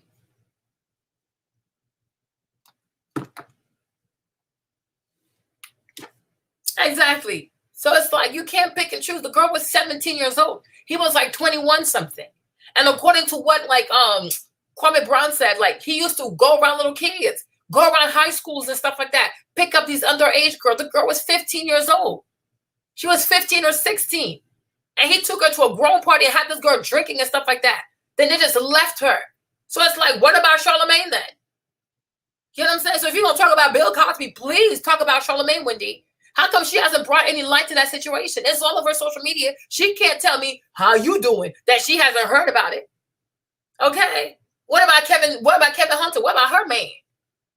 Okay? How many abortions does he have on his record? How many girls has he sent to go kill their babies? How many women has he beat and abused? How many times has he beat her ass? I bet you she wants him back. She still wants him back. If Kevin said, Wendy, I'm coming back. She sure would open the doors for him. Hey, fat. So don't do that. As if most of y'all out here, most of you famous people, rich people, you're not out there protecting some kind of abuser, some kind of assault person. All of y'all protecting somebody in these industries, but then these people are not good people. Exactly. Yeah, talk about exactly. So you protect Charlemagne, but let's bash Bill Cosby because it's on trend. And it's like, yeah, he probably did that stuff, but my thing is like, he's not the only one. Let's talk about Charlemagne. Charlemagne's still young. He can go to jail a little bit. Why we want to wait 30 years? He can just start now. Talk about Charlemagne. But I know you not talking, okay? Because Charlemagne was your protege. Charlemagne, you put Charlemagne on the radio. You took care of Charlemagne. You helped Charlemagne to be where he is today. You are friends with Charlemagne. You talk to Charlemagne. And you know exactly what's on his name. You know exactly what he did to that little girl, okay? And I don't see you addressing that part. So you don't have room to talk about nobody out here, sis. You see me, Marlene? I don't protect nobody that be assaulting people. So I could talk about that if I wanted to. You know what I mean? Makes sense. So that's that. Let's talk about Bobby Out of Breath Brown and the verse with Keith Sweat. You know, Keith Sweat really shows you like what's possible when you take really good care of yourself. You know, and once again, he don't have excuses. But, oh, I'm 60. Oh, I'm this. I'm tired. I'm exhausted. You see, but Keith Sweat, you can see he don't have no excuses, right? He does not live his life according to excuses because he's a professional. Keith Sweat is a professional artist. That's what helps him to eat. Just like the Isley brother. What's his name? Ron Isley over there. You see, he be looking. Ron Isley, he ages backwards. The more he ages, the more fine he looks. Because he understands his business. That's his business. That's how he makes the money. That's how he take care of himself. Ron Isley came out with the verses. People couldn't believe it. Like, damn, that's Ron Isley. So come all kinds of zaddy. Ooh, he look good. Because what? He take good care of himself. He could have excuses too. But like again, like they say, if you're ready, you don't have to get ready. If you stay ready, you don't have to be ready. You know, oh, he hasn't been talked about for years. Oh, nobody's going to call me. Nobody's going to recruit me. You know, my music is over. I'm done. We're like, no, I ain't done. It's not done until I say so. So you look at Ron Isley, he probably 70. But that man, he takes good care of himself. He takes good care of himself. When you look at Keith Sweat, he's 59. He's almost 60 years old. Well, let's round it to an even number. He's 60. He's 60 years old. Look at Keith Sweat. Look how good he looks. Takes good care of himself. Ron Isley is 80. Oh, Jesus. You see what I mean? When you take good care of yourself. Bobby didn't take care of himself. Excuses, drugs, the pain, excuses. Now look at you. You're looking all kinds of sorry. You know what I mean? And that's the thing. When you live your life full of excuses, you're gonna end up looking like a whole sorry emoji. You look like you're sorry. Crying tears emoji. That kind of sorry, right? It's like, you gotta stop. When you're a professional, you are a professional forever. Look at Naomi Campbell. She's a professional model. She always looks the same. She don't age. Looks the same. Because she has high standard for herself. You know what I mean? Gotta take care of yourself. Gotta take care of yourself. Because it's your business. Like even Mariah, I think Mariah did a good job also taking care of her voice because she don't drink and all that weird stuff. So she did a pretty good job taking care of her voice because she's the mother of Christmas. Like that Christmas time is when she makes a lot of money. She's like, I'm not jeopardizing this for whatever. But Mariah could have been, my voice is so amazing. I'll just be drunk. You see? Whitney didn't take care of her gift. Whitney did not take care of her gift. And I love her. That will always be my auntie forever. But the reality is, Auntie Whitney did not take care of her gift. She did not respect her anointing. She played around with that gift. She felt like she owned her voice or she owned her vocal cords. And she didn't pay respect to the God who gave her the voice, who gave her the vocal cord, who gave her the range. And look how she left. You got to respect the gift. And you have to respect the person, the God who has given you the gift. You got to be a good steward of your gift so that you can enjoy your gift as long as possible. You know what I mean? But if you don't, it's like, it's sad. Because Bobby Brown is talented. Like all these like Chris Brown, Neo, Omarion, all these young people, like blah, blah, blah. All these young black guys who dance and do all this R&B stuff, exactly. You know what I mean? All that stuff is Bobby Brown. You know, he played a big part into like creating these Chris Browns and Omarion and Neo and Usher and whatever, all that stuff. Bob Brown was like the first to do it before Soldier Boy. You know what I mean? Before Big Draco. You know, so it's like you gotta take care of yourself. Gotta take care of yourself. You have to learn to cope with your pain in a healthy way. You have the money to. What's your problem? You know what I mean? Just like your boy Moneybag Yo, DeMario. He came out with a song Keisha, right? And the whole song is about syrup. You like the intro of the video, y'all. You need to go look at Lil Wayne. It's sad. It is sad. It's sad. The way Lil Wayne looks is not okay. Like, this is not okay. He can't even open his eyes. He is like this. I'm like, oh my gosh. He looks like the witch from the Shaka Zulu movie. What the freak is this? Because he takes good care of himself, Janet. Do you know what I mean? I'm like, you look like the whole witch from Shaka Zulu. Huh? What is this? Boom, boom, boom, boom, boom, boom, boom, boom, boom, boom. I'm like, oh my gosh. Ah, yeah, they don't do. I'm like, what the heck? You know what I mean? Huh? I said, huh? That's Lil Wayne? Oh my gosh. You know, if they ever make a sequel to Shaka Zulu, he already has a role. I'm like, Lil Wayne looks like the witch from Shaka Zulu. Shaka. Shaka. Just like that. I said, ooh, Shaka. Well, it's like, is Shaka coming back? You know? And then you got little Moneybag Yo, the Mario, high as hell. High as hell. And I'm like, why are you glamorizing something that kills people? You, Lil Wayne, you had seizures off that stuff. You were taking into the ER off of that stuff. That stuff almost took your life. Why are we glamorizing the stuff that kills people? Why are we glamorizing the stuff that kills young Black people? Why are we glamorizing the stuff that is killing young Black men? You are an addict. Lil Wayne is an addict. Moneybag Yo, he's an addict. I'm like, do you know that there's courage and bravery in seeking help? Do you know that? Thank you, love. I appreciate you. I'm like, do you know that there's actually bravery and courage in seeking help? Like, that's some cowardly shit. Like drowning yourself in drugs, alcohol, sex, and foolishness. That's a coward move. A courageous person, a real man, a real woman, a brave person, seek help. Break the chains, break the cycle, break the chains of addiction. Be sober, fight for your sobriety. Life is beautiful. Why do you want to experience life completely out of your mind all the time? Why? And why do you want to drag other people's children with you? You need help. You're an addict. You're not a rapper. You're an addict in the stress. That's what people need to say. You're not a rapper. You are an addict in the stress. I'm like, Moneybag Yo is an addict.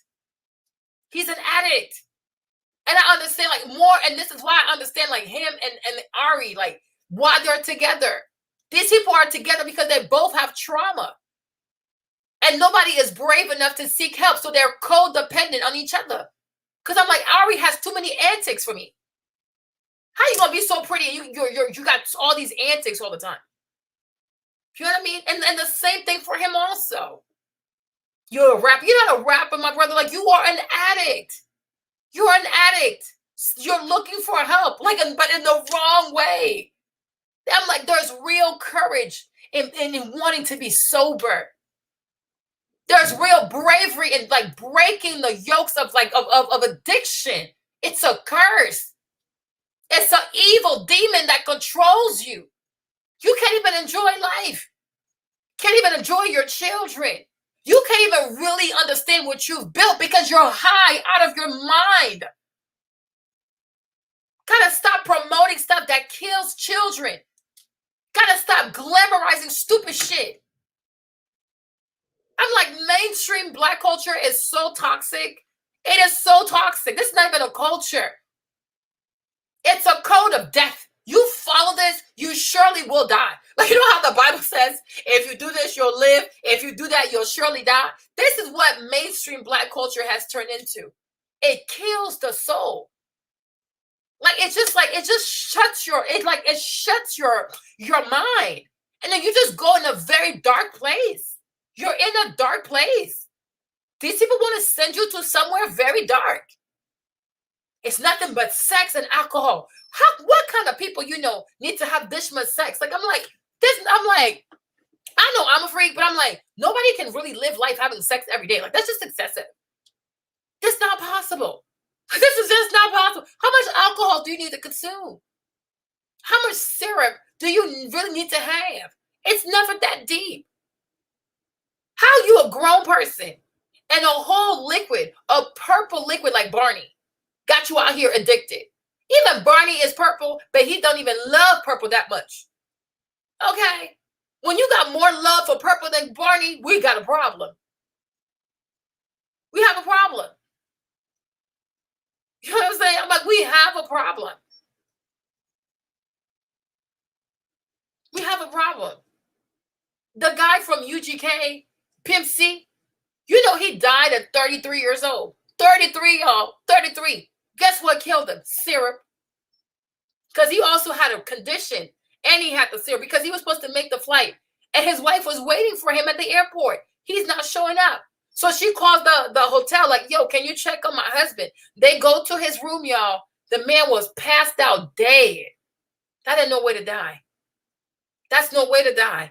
33 years old. You die by yourself in a hotel room, flat on your face.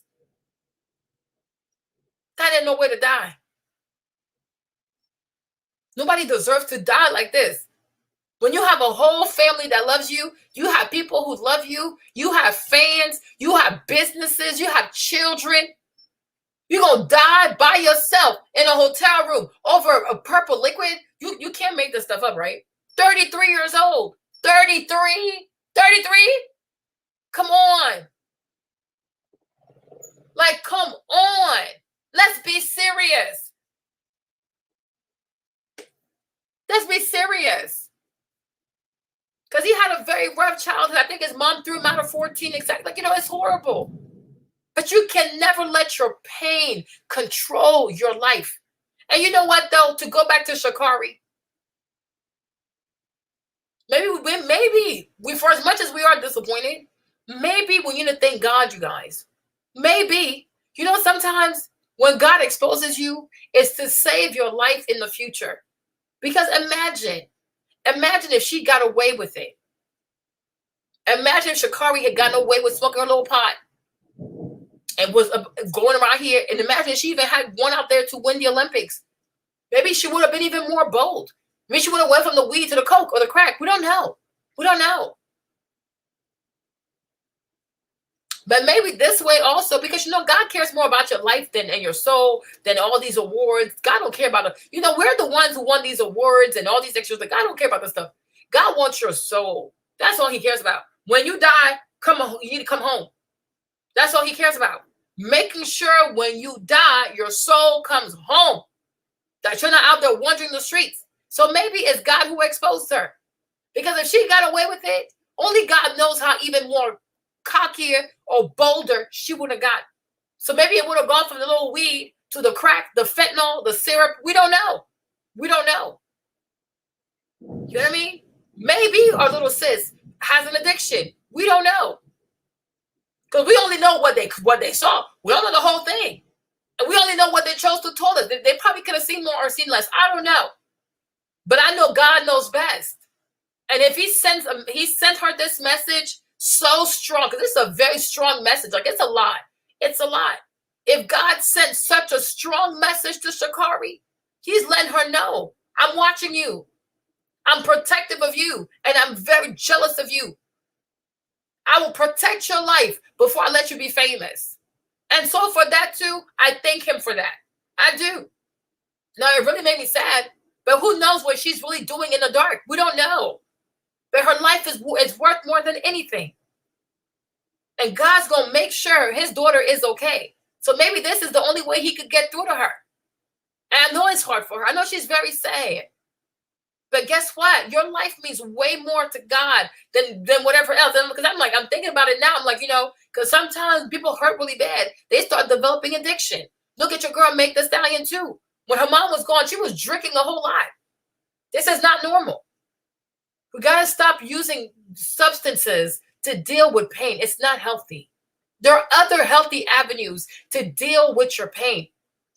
Playing around with addictive stuff ain't cute.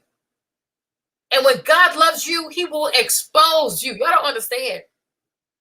When God loves you, he will expose you. The stuff that most people do, they can get away with, your ass. You do it one time, for the one time. You will be exposed for the rest of your natural life because God's going to put the fear in you. Because that's what he does. When God loves you, he exposes you to save you, to let you know, I'm here. I'm watching you. I'm watching you close. In the words of Iyanla Vanzant, not on my watch. I'm telling you. You know what I mean? Because him, like the Pimp C, he had a lot of trauma from his childhood. You know what I mean? I think his mom's kicked him out like 14, whatever, something like.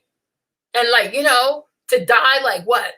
39, 19 years later, you're gone? That really broke my heart. You know what I mean? And like singing about this syrup effery. Let me just try not to curse too much. Syrup took his life. You know what I mean? And even him, like, imagine if he didn't die right away. Maybe he had a stroke first, but he wasn't all the way dead. Maybe he was still in there, but then you can't move your body.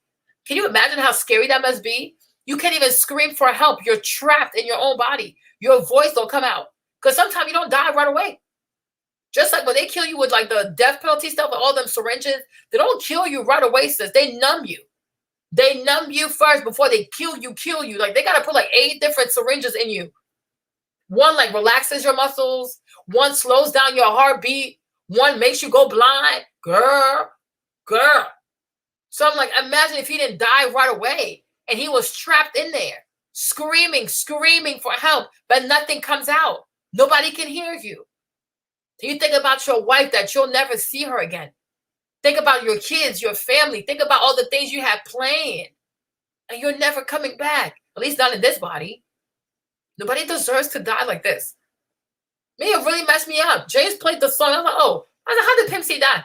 I looked it up on Wikipedia. I started crying. I can only imagine. Because she was at the airport waiting for him. And he was just dead in his room by himself. This stuff is sad. And that's the thing with addiction. Oh, just kill you. And nobody, like, you'll just die by yourself like you don't even have a family. You know what I mean? You just die by yourself. That's what addiction does. It kills you when you don't even expect it. By yourself somewhere. And who knows if it kills you straight, or if like for a moment you're trapped in there, like you're about to die or something. That's horrible. That's horrible. That's really, really horrible. Because so we have to stop glamorizing addiction. Stop lying to yourself. Oh, I don't drink enough. No, you drink a lot. Oh, I don't need no help. You definitely do. People who don't say need help usually end up needing the help the most. Okay? Courage is not running away from your problems. Courage is getting the help that you need. Courage is recognizing that there's something wrong. Something happened to you. It's okay to talk about it. It's okay to confront your scary thoughts. Like, it's okay to confront like scary memories from your childhood. It's okay. Because guess what? It's not going to happen to you again. But you got to talk about it so you can heal from it. Otherwise, like this addiction is going to kill you. And so many Black boys have been molested and they want to use the drugs to act like it never happened. You were molested. And you can consume all the syrup that you can even go to the syrup factory. Go ahead, gulp it up. But guess what? You were still molested. Take all the fentanyl that you want. They will not lie. You were molested. These things, they happen to you. And pretending that it doesn't help the problem here. Burying stuff so deep that you become deranged, it's not normal. You think you have it all under control, but your addiction has you under control. And that's the problem. Because no man, no woman should ever be at the mercy of a liquid. You are the human. The liquid should be at your mercy. No person should be controlled by money. No, you are the little God. Like, you are the co-creator. Nothing should ever own you. Nothing should control you. You got to talk about the bad things that you went through. And it gets better. It really does get better. The devil is a liar. It gets better. Speak the truth, shame the devil. It gets better. It gets better. It's not easy, but it gets better. And the Holy Spirit can really help you to, like, loosen your tongue and say what happened to you. Say what happened to you before you die with all this evil in your bosom. Addiction is a liar, y'all. These drugs is lying to y'all. The drugs be lying. They're not your friend. Syrup is not Keisha. It's syrup. Okay? Poison and poison. No matter what you call it, it's still poison. It kills people. Okay? All right. A snake's still going to be a snake. You can call it whatever you want. It bites you, you're going to die. That's exactly what it do. It kills people. It's not your friend. It's not your lover. It's not your best friend. It's not your teddy bear. It's not, no. Addiction is addiction. And addiction is your worst enemy. That thing is waging war on you. All these drugs you consume, they are waging war on you. They come for your mindset. They coming for your health. They come for your reputation. They come for your money. They come for your children. They come for everything you got. When you are an addict, you're fighting a war. Don't lie to yourself. Don't you lie to yourself. Hey, her name is not Keisha. It's killer. It's Jezebel. It's murder, she wrote. You're gonna be killed. One way or another. This thing gonna kill you. Because whoever does not deal with their pain, and you don't deal with your pain the proper way, the healthy way, you will always be at the mercy of your pain. Your pain is going to run you up and down. Your pain is going to run you 24/7. Your pain is going to lead your life. Your pain is going to leave your life for you. Your pain is going to dictate how you live your life. You are a slave to your pain. And therefore, you are once again giving power to the person who victimized you.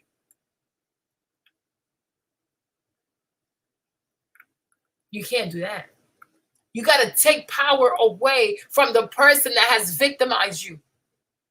And the way you do that is by being the healthiest you can ever be, by being as sober as you can be, by being coherent, by being lucid, by being awake, by being present, by being connected to God, not connected to substances and hallucinations. This ain't the way. It will never be the way. Addiction does not solve anything. It makes things worse. Party for 5 minutes, hours of anguish and sorrow. No. You want to live. So be courageous enough to seek the help that you need. Be courageous enough to seek the help that you need. You need help. Fight for your sobriety. Fight to be sober. You deserve to be sober. You were born sober. The hell? You deserve to be sober. You deserve to be sober every single day of your life. You deserve to be at peace with yourself, not an enemy of yourself. Your mind, your body, your soul should coexist in one space and all be in harmony with each other for your betterment, for your good. Addiction ain't it. You're self-harming terribly. And the more you lie about it, you're not helping no one. Because it can kill you in your car. It can kill you in the bathtub. It can kill you in your sleep. You don't deserve that. You don't deserve that. Nobody deserves to die like this. Nobody does. Nobody does. And you don't deserve that. You know what I'm saying? Like, nobody deserves that. It's horrible, the things that happen to people when they're young sometimes and they can't defend themselves. It's horrible. It's horrible, the things that people have to see as children growing up. Nobody should see some of these things. Like, nobody should have to see this. Nobody should have to go through this. Nobody should have to endure these things. And I'm sorry, like, it's really sad that it happens to people. Hey, babe, you know what I mean? Like, you got to make a decision. Like, how we going to move today? Like, do we move the same as a victim as a child, or are you going to move like an adult and then get the help you need and get the restoration that you need, get the sobriety that you need, regain control of your life, stop running away, because there's no running out here. Like wherever you go, they're going to find you. Them demons going to find you. These spirits going to find you. These weird voices in your head going to find you. You can't run away from these things. Hey, Aquarius, you know what I mean? You can't run away from these things. So you got to deal with, we like, because, you know, I feel like Black people, we really normalize self-medicating. And guess what? We're not good at it because it never ends well. It never ends well. You know what I mean? We truly need to normalize like being in pain and normalize going about dealing with your pain in a healthy way. We have to normalize seeking the right kind of help in the right kind of way. Because we're not good at the self-medicating stuff. Oh, I'm okay. Oh, I'm good. I got this. I'm all right. No, you're not. You're falling apart. You're not. No one person can be self-sufficient. Everybody needs help. Everybody needs advice. Everybody needs like support. Everybody needs counsel. Everybody needs healing. Everybody needs love. Everybody needs help. You need help. Addiction is ruining so many people. Addiction is ruining so many people. Oh, don't judge me. You can't judge me. I'm not judging you. I don't have to judge you. You're judging yourself. That's why you feel bad about it. Because you know, this ain't your fullest potential. This ain't the life that you really want to have. You know what I mean? This ain't the life you really want. And because so many of us are in pain and so many of us are self-medicating, when someone who looks just like us allows themselves to be cut up because of their pain, oh, it's okay, I understand, I get it. No. We have to find the proper way to heal. We have to find healthier ways to deal with our problems. We have to find healthier ways to go about living life. We have to find you have to force yourself to be a healthy-minded person. You got to force yourself. Because temptation in life will always abound, you guys. You guys, I'm telling you, this life is hell. Like, living on earth is just hell. Problems, they don't stop. Pain, it's not going to stop. Heartbreaks, you will go through so many of them. Disappointment, you will go through them. Over and over and over. Rejection, oh, you better welcome it. You know what I mean?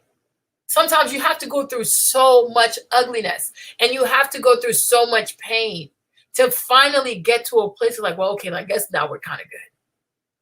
So part of life and part of living life is knowing how to deal with that. The heartbreaks, the rejection, the loss of people that you love, the things that don't work out for you, maybe even the loss of a marriage, right? Some people, unfortunately for them, they even have to lose children. Life is really hard. Life is very, very hard. Life is very, very hard. Life can knock the wind out of you. And you have to learn to still keep it together. You have to learn to keep it together. You got to learn to keep your nerves together. You got to learn to keep your mouth together. You got to learn to keep your business together. You got to learn to keep your mind together. You have to learn that. Because if you don't, the consequences are a lot. You know what I'm saying? Like, we're going to go through that. This life is nothing but lots of risk and pain. It's a lot. It's a lot. And I recognize that not everybody is mentally like as strong or as fit, but you don't have a choice. You're going to have to learn to cope with life in a way that is not self-destructive. You have to learn with coping with life because it will knock the F out you. Life will it will lay you flat out. You know what I'm saying? Some life will make you make really hard choices. Very hard choices. But you got to keep your composure. You can't let this stuff crush you, break you, confuse you, make you lose your cool. Nah, that's what they want, for you to act a whole fool.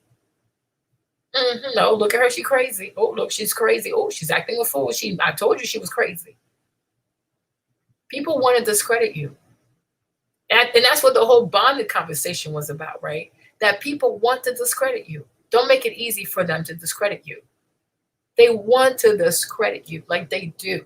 Like a lot of people, like even in my family, like, a lot of people felt like, oh, Marlene, this thing is taking too long. Like you've been working on this stuff. When is it going to come out? When is it going to come out? Except, you know what I mean?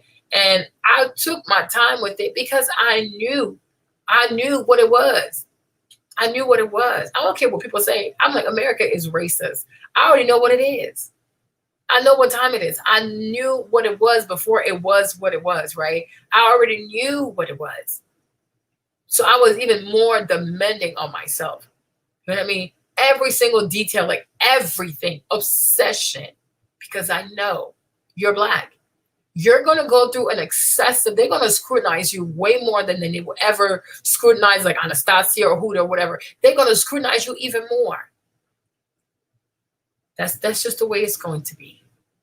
Amen. And you see, and this is where like, and that's why like I wish like more young people, more young Black people would love and embrace the Bible and not hate Queen and not look at it as well, oh, it's the white man's book. Child, please. You know what I'm saying? But that's exactly what happened with Jesus in the Garden of Gethsemane. Like God told him, it's going to be ugly. They're going to whoop you. Like it's going to be horrible. I think he saw what was about to happen to him. He's like, oh gosh, oh Lord, and the Bible said he cried so much that his tears were turning to blood clots or whatever. I'm like, what the heck? This is crazy. Like his sweat was turning to blood or something like that. Just imagine like the level of agony that he felt, that he endured and things like that, right? So you think about it, right? You think about it and then you say to yourself like, oh, wow. And that's the thing. When you're Black and you're great and you know what I mean? When you're Black and you're great, when you're Black and you're talented, when you're Black and you're creative, when you're Black and you're a dreamer, you have to remember, like, they're going to want to tear you down. You know what I mean? The road that you face when you are Black and great, Black and amazing, it's very hard. It's a very hard. It's a very lonely. It's a very expensive. It's a very challenging. It's a very difficult. You know what I mean? But like Jesus said, let not my will, but that will be done. And we have to understand, like, once we want to be serious and grow in whatever it is that we do, you have to step up. You got to step up your game. You can't say, oh, because I'm Black, y'all being harsh on me. Because I'm Black and this was a white business, I will not be acting this way. Well, you're not a white business. You are a Black business. So yeah, you're right. Is it fair? No. But it is how it is. You know what I mean? I used to complain about it too all the time. It's like, but Marlene, at the end of the day, nobody forced you to be no entrepreneur in that. Like this man wrote this thing. I was going to share it with you guys. I forgot. Hold on. I said share the screen, right? Okay, share the screen. A Chrome tab, no. A window, I don't know. Entire screen, I guess. Let's see how this works. Okay, I guess you guys are going to see yourselves. Is that what this is? No, we don't like this part. I guess you still, hold on. Stop sharing. Let me do it again. Show the screen. Okay. Okay. All right, this is better. Okay, good. So here's what Mark Moore wrote. He said, to be gifted and Black in America has always been, he made a mistake, has always been synonymous with being held to a higher and often unfair standard. Is it fair? No. Is it new? Not at all. When you know the game is rigged, against you though, play by the rules and beat them. So a lot of people, he said, some of y'all are just strange in your justification. So a lot of people are like, oh, what about Michael Phelps? Somebody said, oh, I'm sure if she was able to read this, would it bring her straight to Christ, or would it, her mom died at 21. I'd be smoking more than weed. It's giving Pharisees, it's giving love covers in the nails, comment more, the speed at which we turn on our own is low-key scary. She was just riding it on a donkey, and we had our palm flurry out last week. Now the crucifixion is like, that's not even true. Can be justified. Every athlete knows drug tests are routine and random. If you want a place in the world, you have to play by the rules. It's simple, and she knew better. That's a very good job, Kimona. It's true. You guys see what Kimona wrote? She said, can't be justified. Every athlete knows drug tests are routine and random. If you want a place in the world, because it really is theirs, right? You have to play by the rules. Plain, simple. She knew better. That's true. Okay. Alexa said, this situation screams self-sabotage due to unhealed trauma. True. And that's what we do. A lot of us do self-sabotage. I used to do it too. I ain't gonna lie. If the allegations are true, testing positive for marijuana right before the Olympics is classic self-sabotage type of behavior. She needs counseling ASAP to help her take accountability for her action while healing from the past. I pray people around her can help her get the mentorship and therapy, get a mentor and therapy. That's very true. Yep. And it's true. A lot of times, what's happening here? How do I go back? Oh, I got to come back here, right? Oh, sorry. I wasn't even seeing you guys.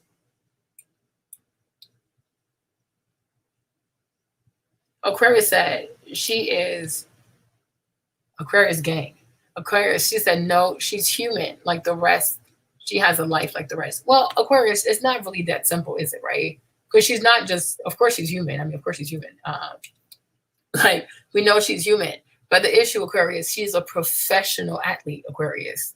You know what I'm saying? And I get it. Like, you see a Black girl, you love her. We all love her. You see her sad. You see her like she's being exposed all around like that. You want to just run, protect her, cover her, you know what I mean? And like hide her from all of this.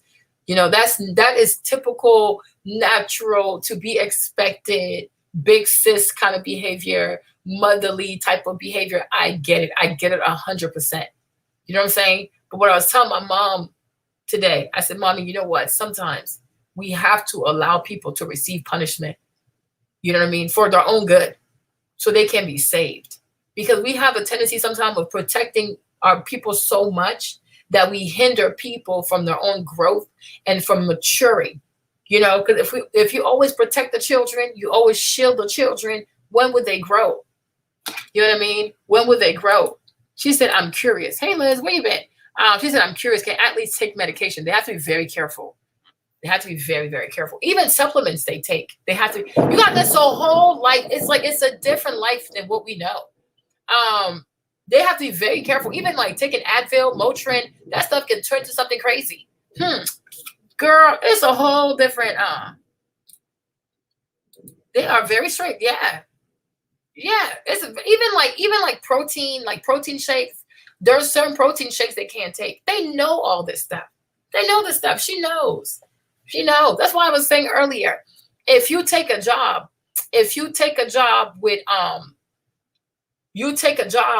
an employer that does drug testing, that does random drug testing, and then you show up to work high, knowing damn well these people told you when you signed their paper that, oh yeah, we do drug tests over here and we do random drug tests. Then you go to work with a drug in your system. What exactly are you doing?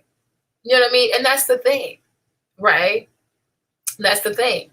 But the thing is, before the medals, before the titles, before the speed, before the record, the thing that is most important, honestly, is for her to be in a healthy space, is for her to have a healthy mind, is for her to be in a good space. That's all that matters. Because if you're going to win a championship to end up being an addict, like Maia Campbell, you know, Maia Campbell was doing so well in the house. We loved her. She was so beautiful. Who could have ever imagined that Maia Campbell was going to end up like this?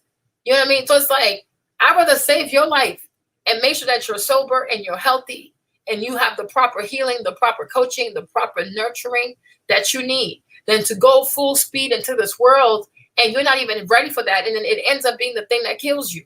It's not that deep. It's not that deep. You know what I'm saying? It really is hateless. Like it really isn't, it really isn't that deep. So I definitely understand. Like I understand wanting to cover her. I understand wanting to protect her. I understand not wanting to feel like anybody can just beat up on your little sister. Like, now I'm going to fight for mine. I get it. But there comes a time also where the big sisters and the mommies and the aunties have to pull back. And sometimes we have to let Black children get a little spanking a little bit, because that way it's going to save them. Hey, living my best life, because protecting people too much also, it creates problem. You know what I mean? You got these wives out here always protecting their husband when they get somebody pregnant. No, let him get exposed. Let the girl have a baby real quick. He gonna learn.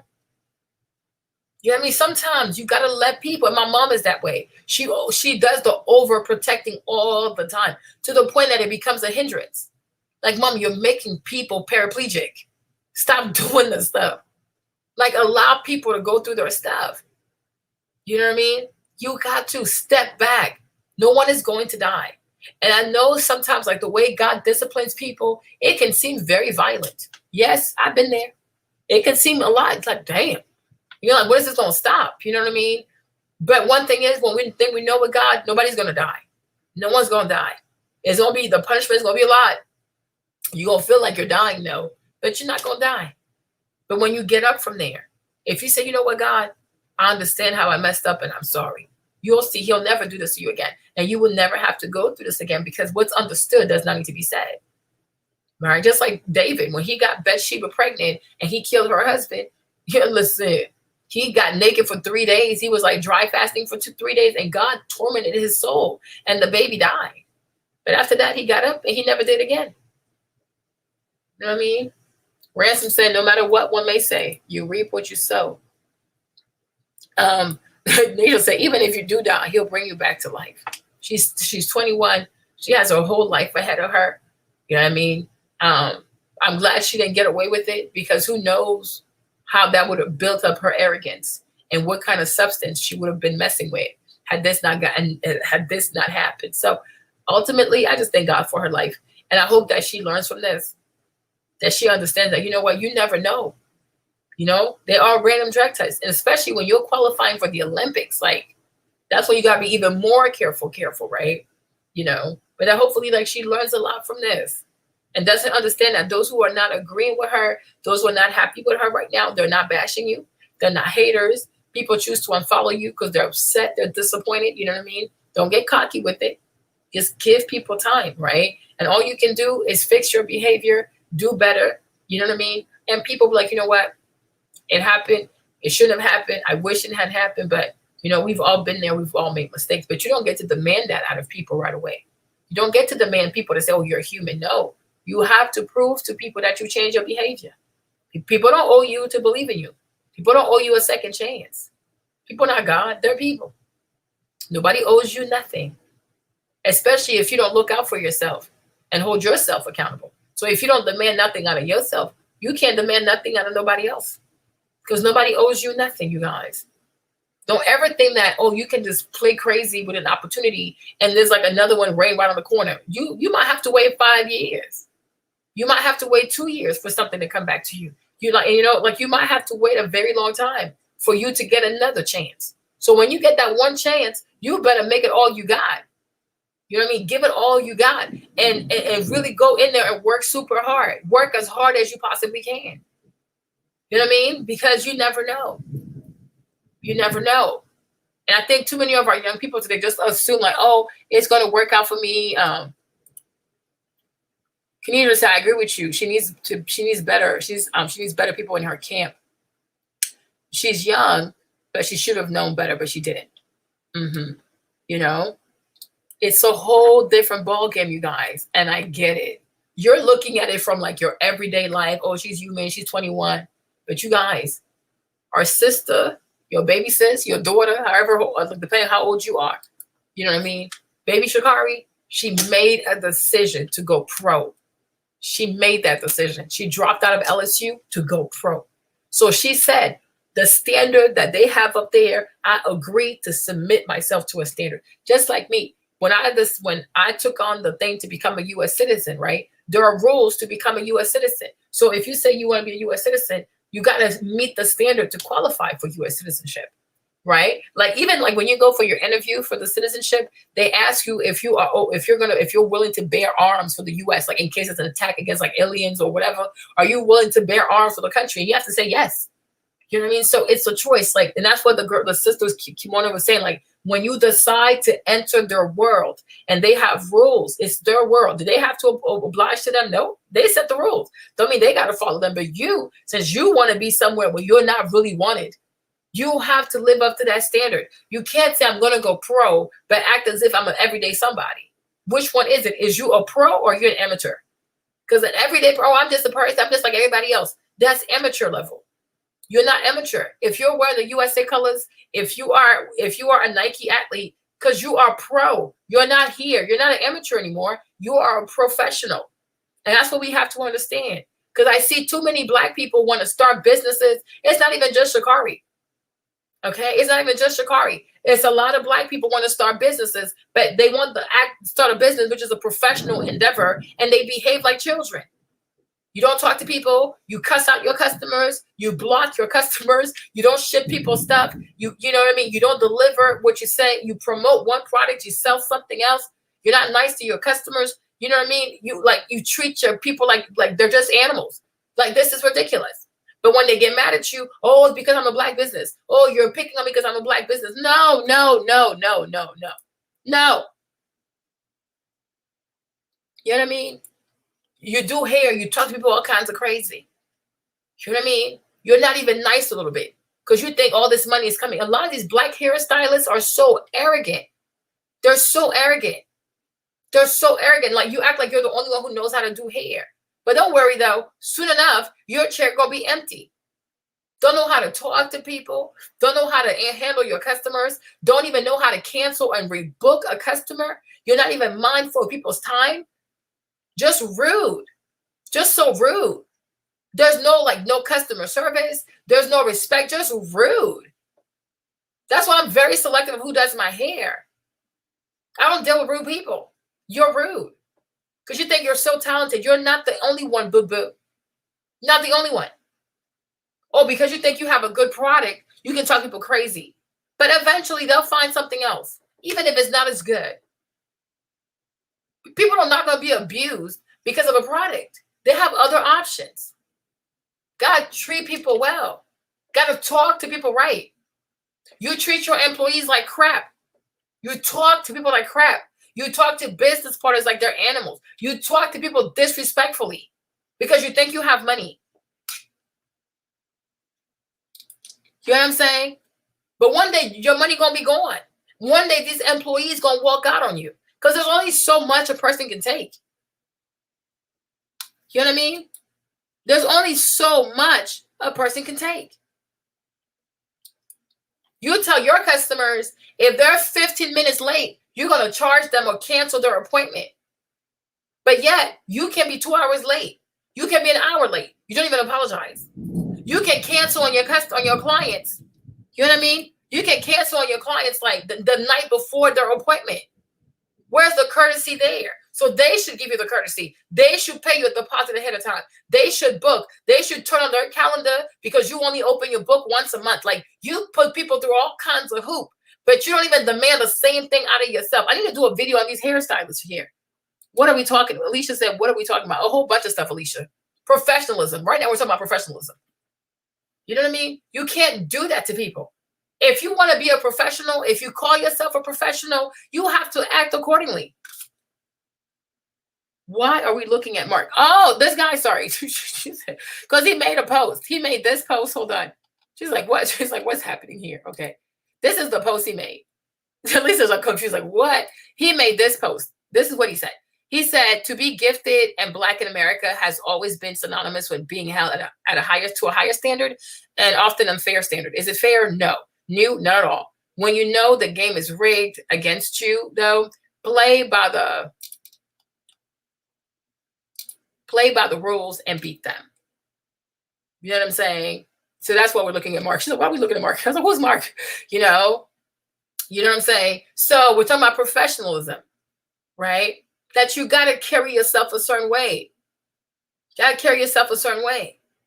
Because I see that a lot on social media. People love to boast about how much money they're making. But then when your customer says, what about my order? What about my shipping? When am I going to get my stuff? You don't answer them. You cuss them out. You block them. You block the comments. You block the DMs. That's not professional. And if somebody says something to you, oh, it's because I'm black, you're attacking me. Oh, this was a white business. No, white business don't do that. You're doing that. This is about you right now. Why are you bringing white folks into it? This is about you. Recognize that you dropped the ball and say, you know what, I'm sorry, I'm going to do better. But you want to make it a black people thing. Don't do that. Don't do that. Don't do that. If you said you're going to deliver something, you can't reach out to people and say sorry and tell them when they can expect to get it. And maybe you give them something for the inconvenience. Because you just inconvenience people. It's an inconvenience. You know what I mean? It's, oh, but y'all don't like to support black businesses, but you buy Louis Prada Gucci. Because these people are professional. They are professional. They deliver how they charge. You get the customer service based on how much money you pay. People have great experiences. Their stores are beautiful. Their products are beautiful. Their customer service people are well trained. Their salespeople are well trained. They treat people well. They even give you champagne and stuff like that. They spoil people. So yes, it's a great experience. Who doesn't like to buy luxury good? Who doesn't like to go into a luxury department store? Because you get a luxury experience. Get a luxury experience.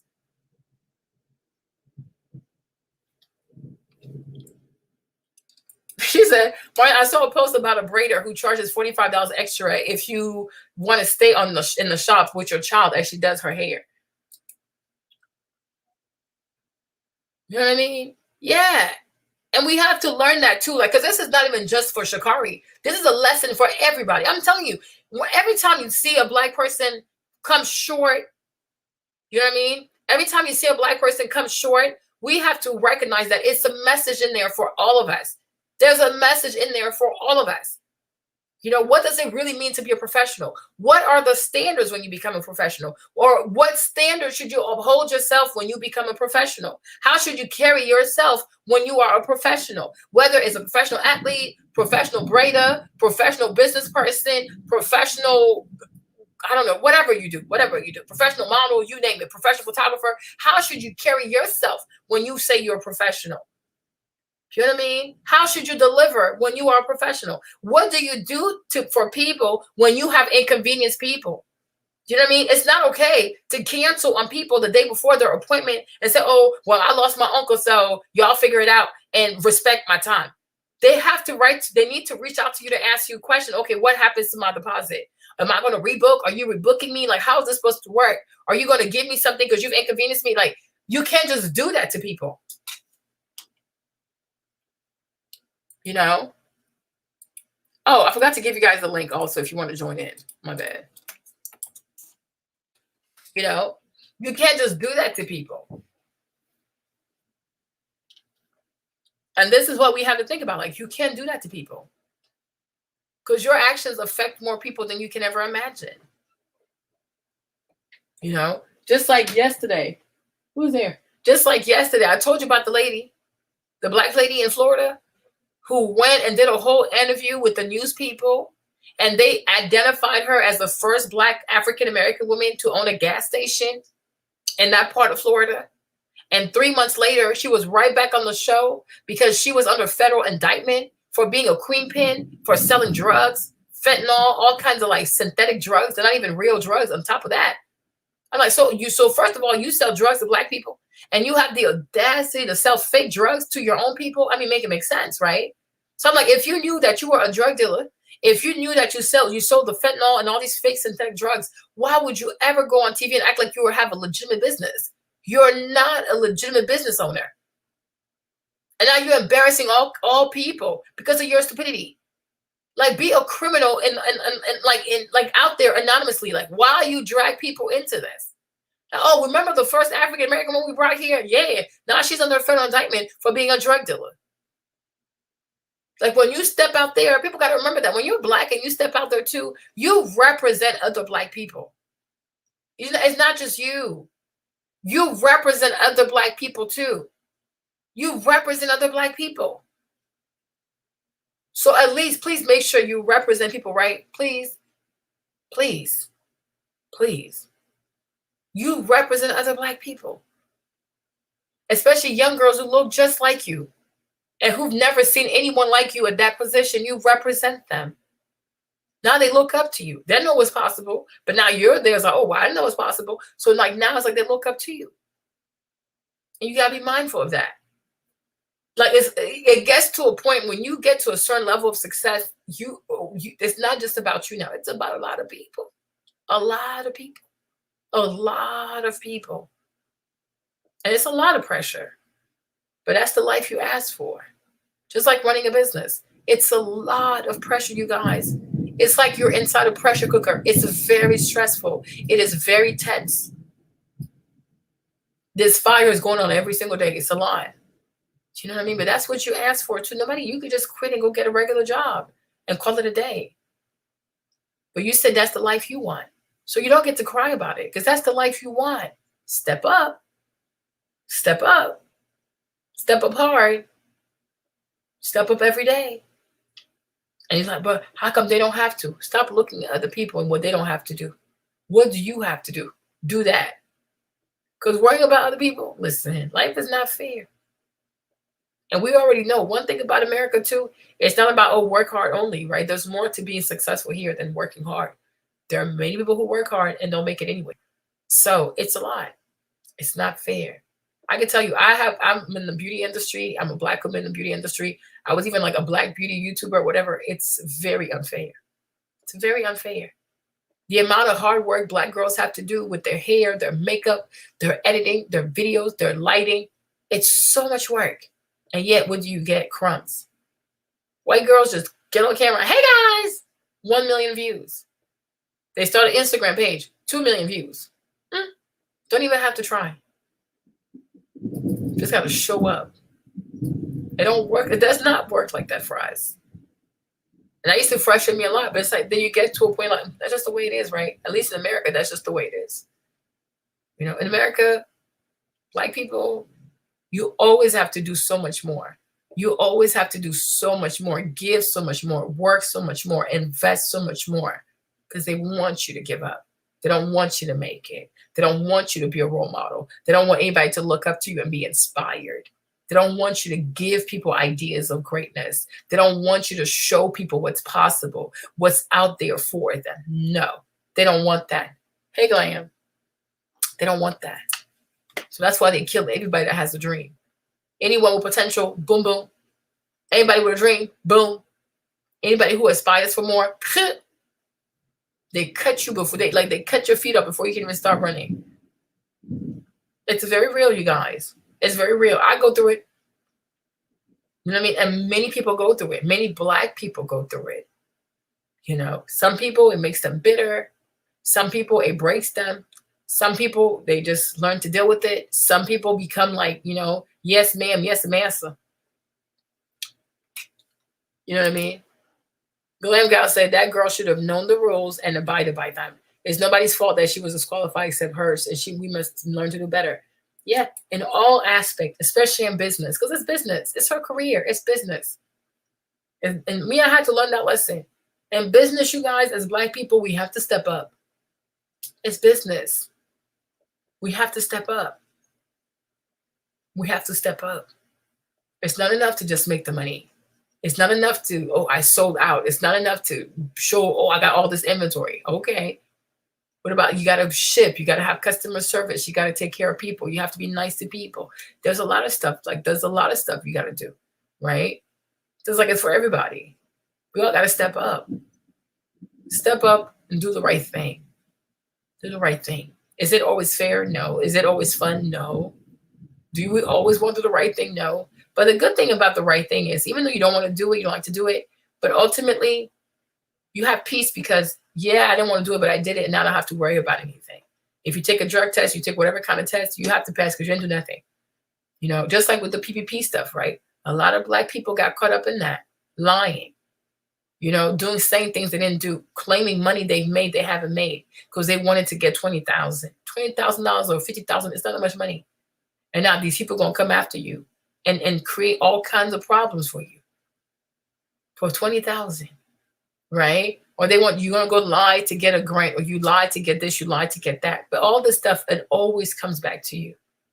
They have a system in place because they know A lot of us are hurting for money. We're hurting for this. We're hurting for that. So they tempt us with this thing. All this stuff is temptation. So that way later on, they can come back and arrest you or create harm for you. Like, oh, you lied on this. You lied on this form. You did this on this form. You have nothing to worry about. You know what I mean? Don't do the right thing, you guys. The safest thing for a Black person when it comes to like corporate stuff, business stuff, is to do the right thing. It's not easy. Because like, damn, I could have had this money. But what was going to be what's the back end of you getting that kind of money? Because a lot of people on the PPP stuff will get in trouble. Do you know what I mean? Claiming stuff they didn't have no business claiming. Receiving money they had no business receiving. And when all this stuff comes to pass, because they're going to come after people. I don't care how long it takes them. They're going to come after people. And it's like, then what you going to do? You know what I mean?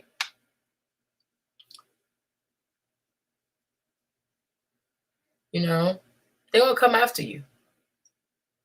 They say, preach, preach. Then they will say, we as Black people are being targeted because whites also did PPP fraud. But white people are part of the dominant group.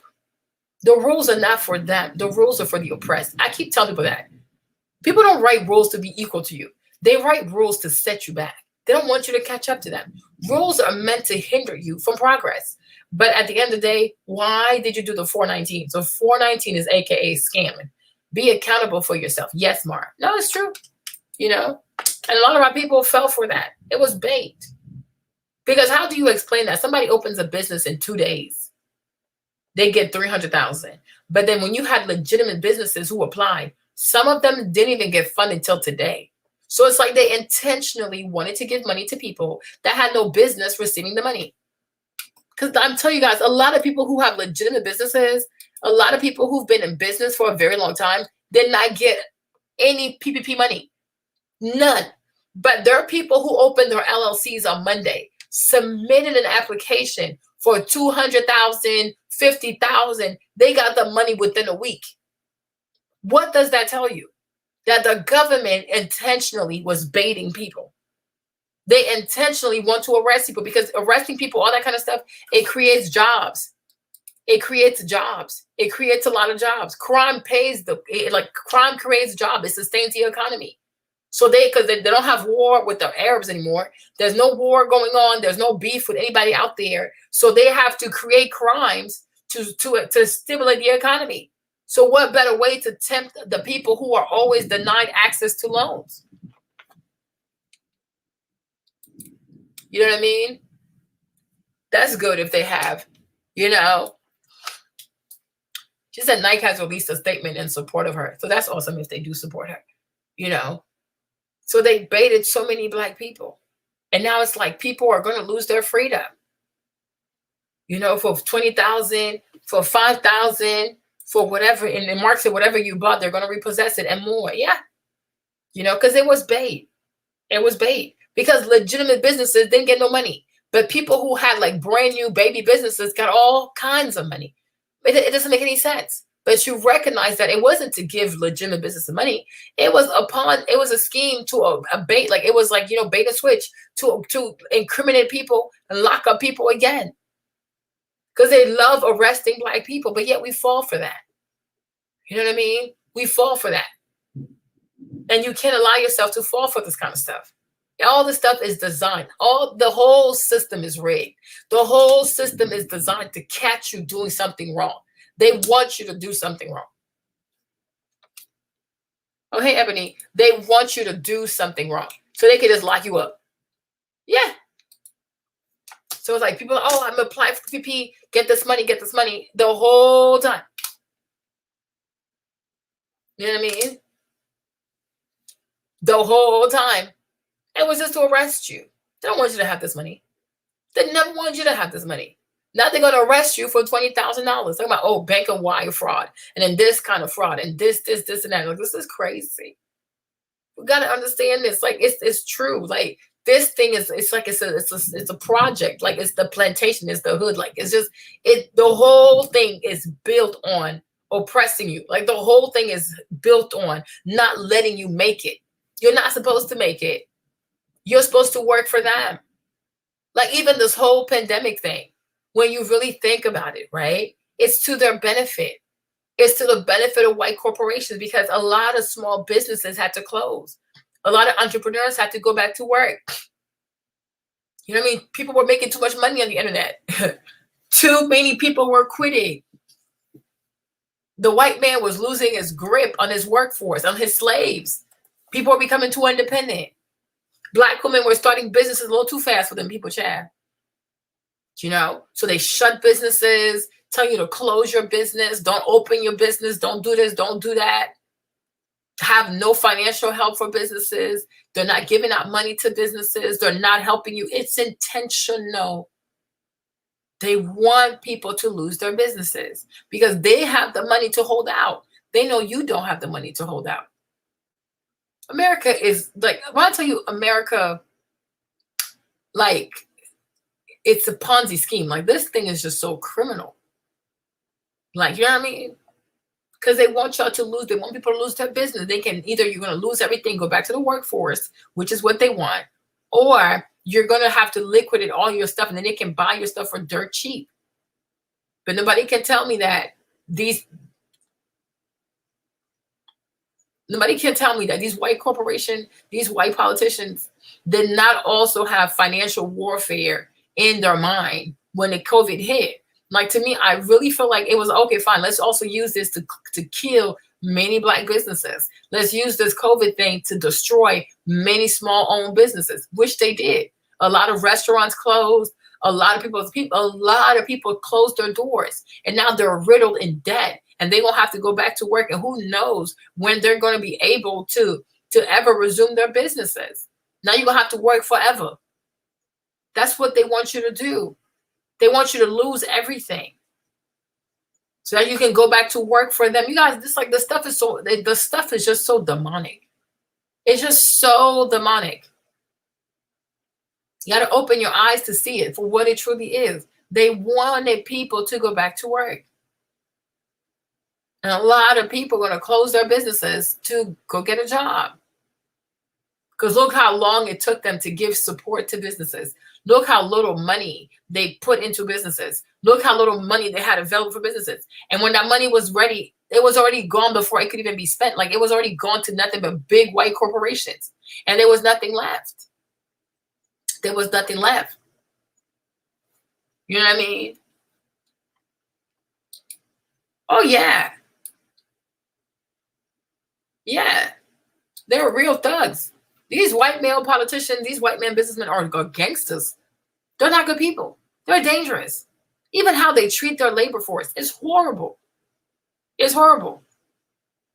But they do their crime in broad daylight. And they got the whole system in their pockets. They have politicians in their pockets. They have judges in their pockets. They have police departments in their pockets. They're crooked people. They're crooked people. But that's what happens when you got the right complexion.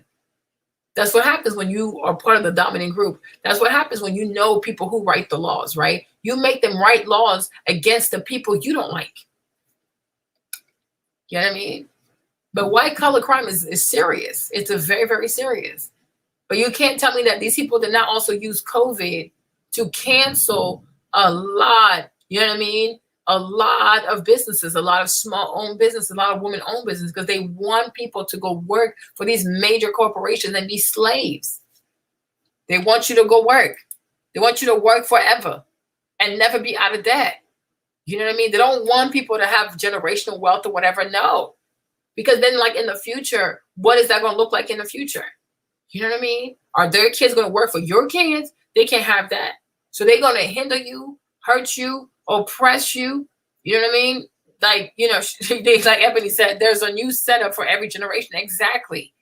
And COVID was used as a financial tool for warfare, financial warfare tool to set Black people up financially by like 50 years.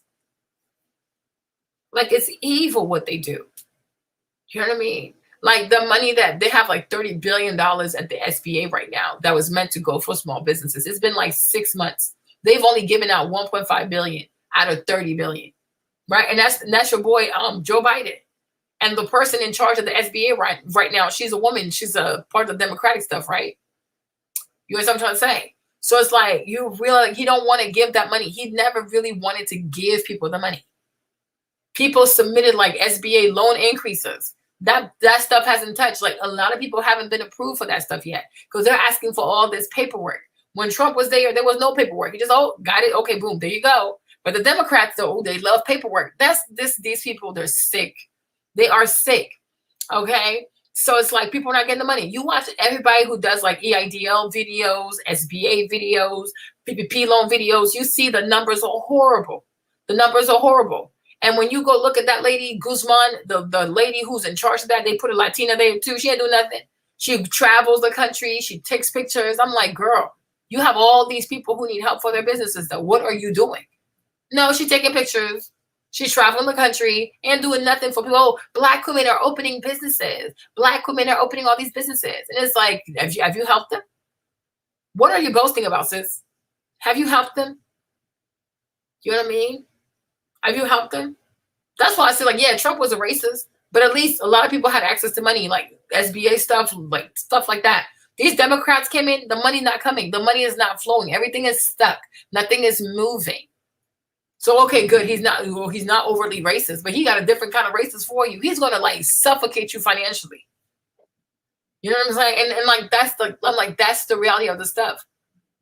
So a lot of people, like, they've been waiting and nothing is coming. So they have to close because they want to suck you dry. You know what I mean? They want to suck you dry. They want you to be exacerbated. Like, they want you to be financially like suffocating so that you'll just give up and go get a job. They want you to give up and go get a job. They want you to give up. And that's why you have to be very vigilant with these people. You really, really have to be vigilant with these people. You got to be very, very vigilant. You got to be woke. You have to be alert. You have to understand, like, yo, like, they don't want me to be here. They don't want me to win. They don't want me to have my own. They don't want me to thrive. They don't want me to be their real competition. They don't want to. It's like, it's even crazy. Like, when you go to Sephora, I went to Sephora yesterday or 2 days ago. I'm like, these products are so mediocre. It's crazy. Like, you start to open your eyes to how mediocre the stuff is at Sephora, but it's intentional. Because if they let people be great, most likely a lot of these white people won't be able to make any money. So they don't let you in. Like, all this stuff is intentional. This is, oh my gosh, you guys, it's all intentional. And that's what you got to wake up to. Like, all this equality BS. They want to feed you equality. They want to feed you all this Pride Month, feed you what's it called? Black History Month, or equality, diversity. Oh, we have a woman, a vice president that's a woman. All this stuff is bullshit. They're just feeding you crap. It's all a veneer. It's all for appearance stuff. This country is still the same old racist United States of America. It's the same old white people first, black people last. It's the same old. Stop falling for this crap. There's no equality out here. They don't want equality. They want this, like, an illusion of equality. That's it. Don't ever drink their Kool-Aid. It's poison. Don't ever eat their food. It's poison. All this equality. Oh, equality. Job, please. They wrote a bill for Asian people before they wrote a bill for you, and yet they've enslaved you for 400 years. They don't care. And they don't have to care because they know how to bamboozle black people. They know how to lie to black people. They know how to divide and conquer the minds of black people. So that's it, you guys. I love you. I do have to go, but that's how I felt on that. And let us pray for baby sis. Hopefully she understands better and she does better, because, and for all of us too, let's do better. Let's all do better. Let's all challenge ourselves to work harder. Let's challenge ourselves to be better. Let's challenge ourselves to have more character. Let's challenge ourselves to, exceed all expectations. You know what I mean? Oh, thanks, babe. Let's challenge ourselves to operate at a higher level. Like, let's all look up to Beyonce. And what will Beyonce do? Seriously, I find myself saying, like, ooh, what will Beyonce do? What will Beyonce do? What will Beyonce do? Right? So, like, ask yourself, what will Beyonce do? We all have to do that as black people. We got to challenge ourselves. It's exhausting. It's tiring. It's frustrating. It's upsetting. I get it. I know. I've been there. I'm going through it my damn self, right? But guess what?